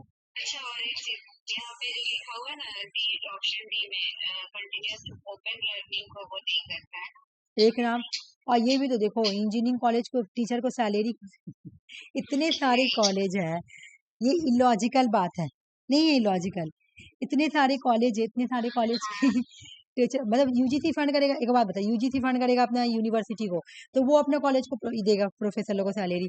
यहाँ को देखो कितना इलॉजिकल बात है। मान ली कि अगर इंजीनियरिंग कॉलेज में जो पैसा आएगा वो कहीं वो ना देगा, कॉलेज ना देगा अपने सैलरी, ये AICT क्यों देगा? ये तो एक इंस्टीट्यूशन है, ये तो एक रेगुलेशन बॉडी है, ये तो बहुत बड़ा बॉडी जो पूरा इंडिया को चलाती है, और पूरे इंडिया के यूनिवर्सिटी कॉलेज के टीचर को सैलरी देना, बताओ ये कितना इलॉजिकल बात है ना, कि ये funding salary teacher engineering college को, बिल्कुल भी नहीं। चलो आ जाओ, नेक्स्ट क्वेश्चन करो।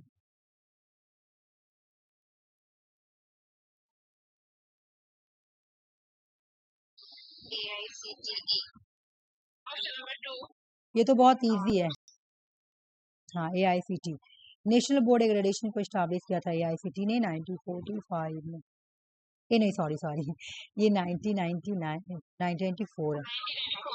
हाँ हाँ मैं की 1994।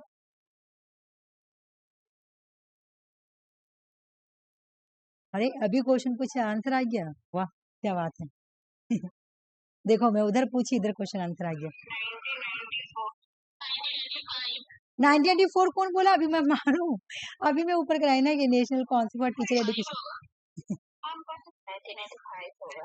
अभी मैं पढ़ाई ना कि AICT जो है एक्ट आया था 1993, लेकिन ये 1995 में स्टैब्लिश किया गया था, अभी पढ़ाई ना सुषमा, ये लक्ष्मी, लक्ष्मी थी कि सुषमा थी ओ सुषमा थी हाँ जी सॉरी सॉरी।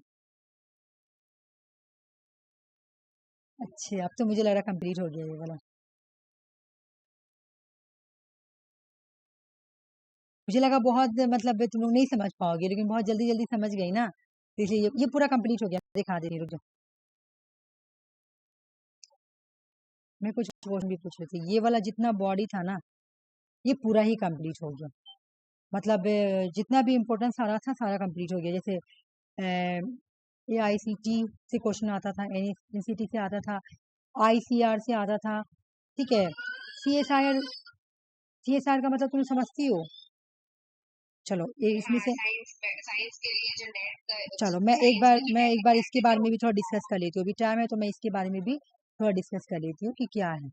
ठीक है, CSIR क्या है तुम्हारा, इसके बारे में भी थोड़ा डिस्कस कर लेती हूँ। चलो आज इसका फुल फॉर्म देखते हैं पहले, कहाँ मैं लिखूँ। CSIR, हाँ ठीक है,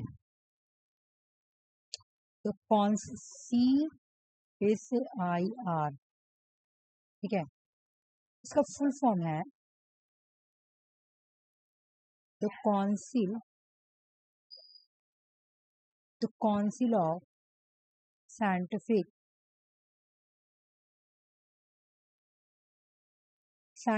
एंड इंडस्ट्रियल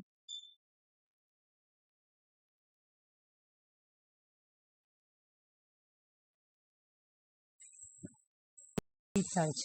ठीक है, इसका डेट क्या है, इसको स्टैब्लिश किया गया था क्या था डेट, हाँ 26 सितंबर था और 1942 में ये आया था। ठीक है, ये आया क्या था, अच्छा ये क्या था, ये मतलब एक तरीका से तुम्हारा ये आया था, इसका पर्पस मतलब ये कुछ साइंस से रिलेटिव ही मतलब ये था। ठीक है ना, इसका जो था ये साइंस से रिलेटिव भी इसका पर्पस था। ये इसका एग्जाम ही होता है CSIR, इसको बोला था। ठीक है ना, तो ये साइंस के फील्ड, साइंस टेक्नोलॉजी मतलब यहाँ से ही तुमको मिल जाएगा ये साइंस। एक मिनट रुक जाओ,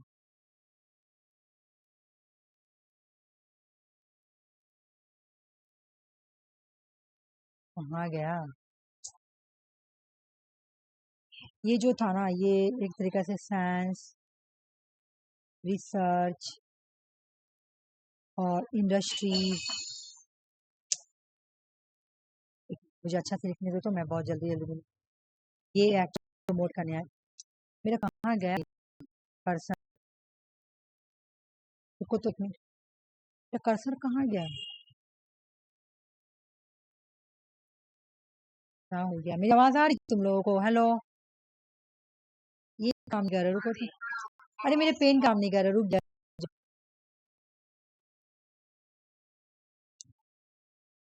एक सेकंड रुको मैं कर देती हूँ, ऐसे मैं मुंह से बता देती हूँ। ये प्रमोट करती है साइंटिफिक को, इंडस्ट्रीज को, ये सब चीज को ये क्या करती है, प्रमोट करती है। और इसका हेडक्वार्टर न्यू दिल्ली में, ठीक है, इसका हेडक्वार्टर न्यू दिल्ली में। ऐसे इसका ये में भी लिखा हुआ देखो, साइंटिफिक एंड इंडस्ट्री रिसर्च को प्रमोट करती है, इसके फुल फॉर्म में भी लिखा हुआ है, साइंटिफिक एंड इंडस्ट्री रिसर्च को प्रमोट करती है, इसका हेडक्वार्टर न्यू दिल्ली है। बाकी ये चल नहीं रहा ला, फिर अच्छा लग गया। ठीक है, तो आज से क्लास हम यहीं रख रहे हैं, ठीक है, हेलो, हाँ ठीक है, मैं क्लास यहीं तक रख रही हूँ, ओके, ठीक है, थैंक, ठीक है, अल्लाह हाफिज।